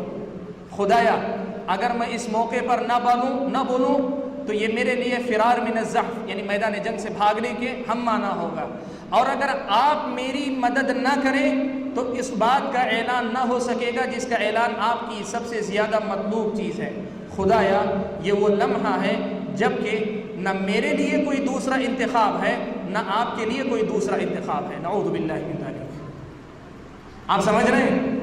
اللہ بری ہے، اللہ تعالیٰ بری ہیں۔ ہمارا عقیدہ ہے کہ نبی اکرم صلی اللہ علیہ وسلم کے بعد کسی خطیب کی، میں بتاؤں اتنی باتیں میں کر رہا ہوں، میرے وجود کا بھی اللہ محتاج نہیں ان کی گمراہیوں کو بیان کرنے کے لیے، اسلام کی ترجمانی کے لیے اللہ تعالیٰ کسی کے محتاج نہیں۔ اور یہ کہنا چاہتے ہیں موقف ایسا ہے کہ تمہیں بھی مجھ سے بلوائے بنا کوئی چارہ نہیں، آپ کو بلوانا ہی ہے، وہ اللہ تعالیٰ کی نعوذ باللہ مجبوری۔ عبارت دیکھیں، کہتے ہیں خدایا یہ وہ لمحہ ہے جب کہ نہ میرے لیے کوئی دوسرا انتخاب ہے نہ آپ کے لیے کوئی دوسرا انتخاب۔ یہ وہ لمحہ ہے جب کہ بندے کا عجز اور خالق کی قدرت دونوں ایک سطح پر آ گئے ہیں، نعوذ باللہ من ذالک۔ پھر پڑھتا ہوں عبارت دے، کہتے ہیں یہ وہ لمحہ ہے جب بندے کا عجز یعنی بندے کی عاجزی اور خالق کی قدرت اللہ تعالیٰ کی قدرت دونوں ایک سطح پر آ گئے ہیں۔ ایسی صورت میں نہ میرے لیے واپسی کا موقع ہے اور نہ آپ کے لیے مجھ کو نظر انداز کرنے کا موقع ہے، نعوذ باللہ من ذالک، نعوذ باللہ من ذالک۔ میرے بھائیو، میں وقت میرا بہت زیادہ وقت میں نے آپ کا لے لیا، بہت ساری باتیں اور بہت ساری باتیں ہیں میں آپ کے سامنے رکھنا چاہتا تھا، لیکن وقت اس کی اجازت نہیں دیتا کہ میں آپ کے سامنے بہت ساری باتیں کروں، لیکن میں اپنی بات کو سمیٹتے ہوئے ایک دو باتیں آپ کے سامنے کہنا ضروری فرض سمجھتا ہوں۔ دیکھیں ایسی بہت سی باتیں، سلف کے طریقے کو یہودی طریقہ کہا ہے، قرآن کی من چاہی تفسیر کی ہوئی۔ ایک مثال آپ کے سامنے دیتا ہوں کہ ان کی تفسیر کیسی تفسیر ہوتی ہے۔ حضرت عیسیٰ علیہ السلام کے نزول پر اللہ تعالیٰ نے ایک نشانی کیا بتائی؟ حضرت عیسیٰ دمشق میں مشرقی جانب سفید منارے کے پاس اتریں گے۔ حضرت عیسیٰ دمشق میں مشرقی جانب سفید منارے کے پاس اتریں گے۔ اس کو انہوں نے کیسے لکھا ہے پتہ ہے آپ کو؟ اس کی تفسیر جو کی ہے آپ کے سامنے پڑھ کر سناتا ہوں۔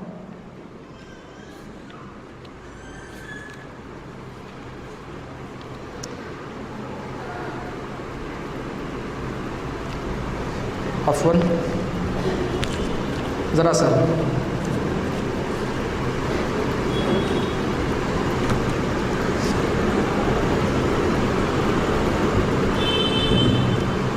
قیامت کا الارم صفحہ نمبر 143 143 کہتے ہیں حدیث میں آیا ہے کہ حضرت مسیح جب آئیں گے تو وہ ایک سفید مینار یعنی المنارۃ البیضاء کے پاس اتریں گے۔ اب آپ دیکھیں حدیث میں کیا تھا، دمشق میں مشرقی جانب سفید منارے کے پاس اتریں گے، لیکن اب انہوں نے کیا کیا، میں نے جیسے بتایا شروع میں ہی، حدیث کا ایک ٹکڑا لے لیں گے اور اپنی بات حدیث والی بات بنانے کی کوشش کریں گے۔ دیکھیے کیا کہا، المنارۃ البیضاء کا ذکر آیا ہے، کہتے ہیں اس حدیث رسول میں تمثیل کی زبان میں غالباً اس دور کی طرف اشارہ کیا گیا ہے جس کو عہد پرواز یعنی ایج آف ایوییشن کہا جاتا ہے۔ ہوائی جہاز جب کسی ایئرپورٹ پر اترتا ہے تو وہاں پہلا نمایاں نشان اس کا کنٹرول ٹاور ہوتا ہے جس کو ایئرپورٹ کا مینار کہہ سکتے ہیں۔ اس مینار کے پاس اتر کر آدمی شہر کے اندر داخل ہوتا ہے۔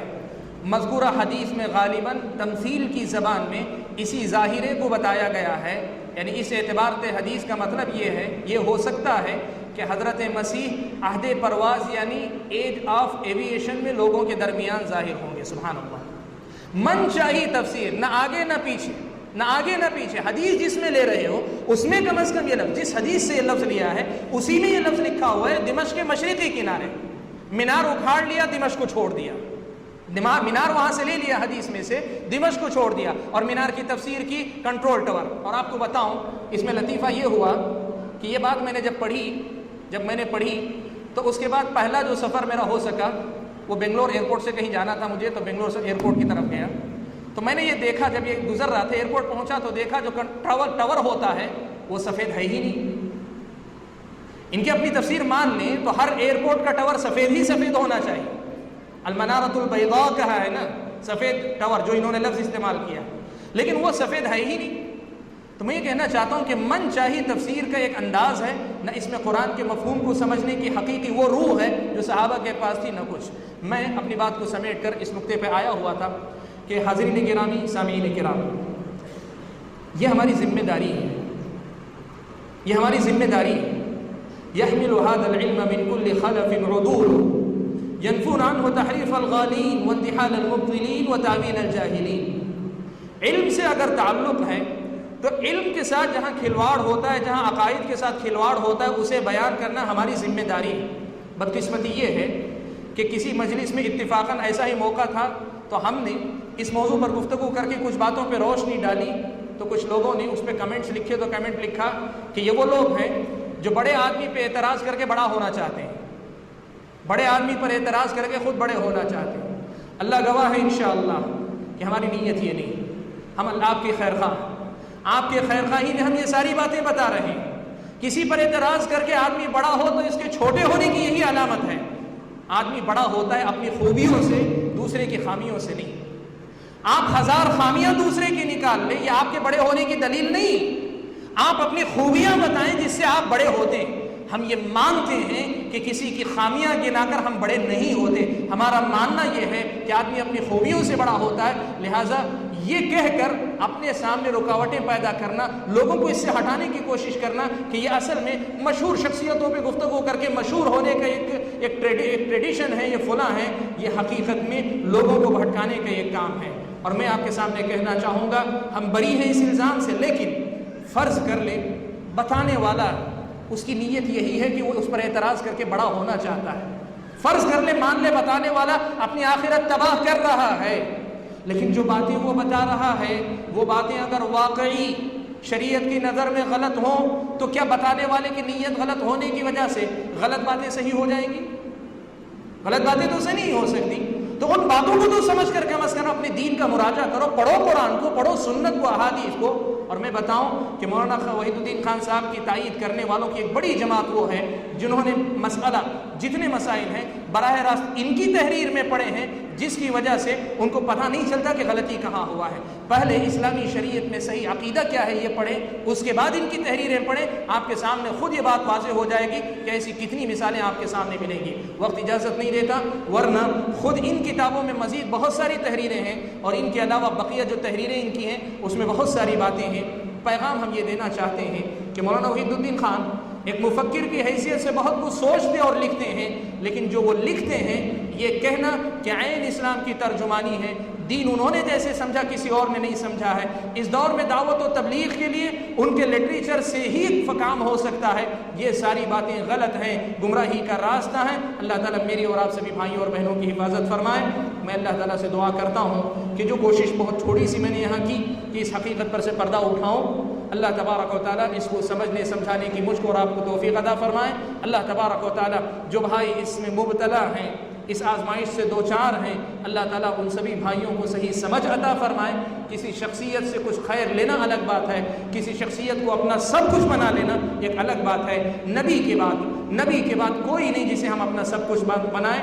امام مالک رحمۃ اللہ علیہ کہا کرتے تھے، کل یؤخذ من قولہ ویرد علیہ الا صاحب هذا القبر، ہر آدمی کی بات لی بھی جا سکتی ہے، چھوڑی بھی جا سکتی ہے، سوائے اس قبر والے کے یعنی نبی اکرم صلی اللہ علیہ وسلم کے۔ تو کسی کا بھی وہ مقام نہیں کہ ان کی ہر بات لے لی جائے، اور خاص طور پہ ایسی شخصیت جن کی تحریروں میں پتہ لگانا مشکل سے ہوتا ہے عام آدمی کے لیے کہ کہاں سے غلطی آ جاتی ہے، تو ایسی تحریروں کو پڑھنے سے آدمی کو گریز کرنا چاہیے۔ دین مولانا وحید الدین خان صاحب کے پہلے بھی تھا، ان کے لٹریچر سے پہلے بھی تھا، ان کے بعد بھی ہے، ان کے بعد بھی باقی رہے گا۔ دین ان کے لٹریچر کا محتاج نہیں ہے، ان کے لٹریچر میں اگر کوئی خیر کی بات ہو جس سے دین کے کسی باب میں کام ہو سکتا ہو تو ہو سکتا تھا، لیکن اتنی غلطیوں کے بعد ان کے لٹریچر کو پھیلانے کی ترغیب نہیں دلا جا سکتی۔ یہی پیغام میں آپ کے سامنے دیتے ہوئے اپنی تقریر ختم کرتا ہوں، اور اللہ سے دعا کرتا ہوں کہ اللہ تعالیٰ ہماری نیتوں میں اخلاص عطا فرمائے، اللہ تبارک و تعالیٰ صراط مستقیم پر تاج ہمیں حیات باقی رکھے، اللہ تبارک و تعالیٰ ہماری اور آپ کی مغفرت فرمائے، جو بھول جو کوتاہی ہم سے ہو جاتی ہے درگزر فرمائے، اور اپنی رحمت خاص سے ہم سب کو جنت نصیب فرمائے، آمین۔ وآخر دعوانا الحمد للہ رب العالمین، والسلام علیکم ورحمۃ اللہ وبرکاتہ۔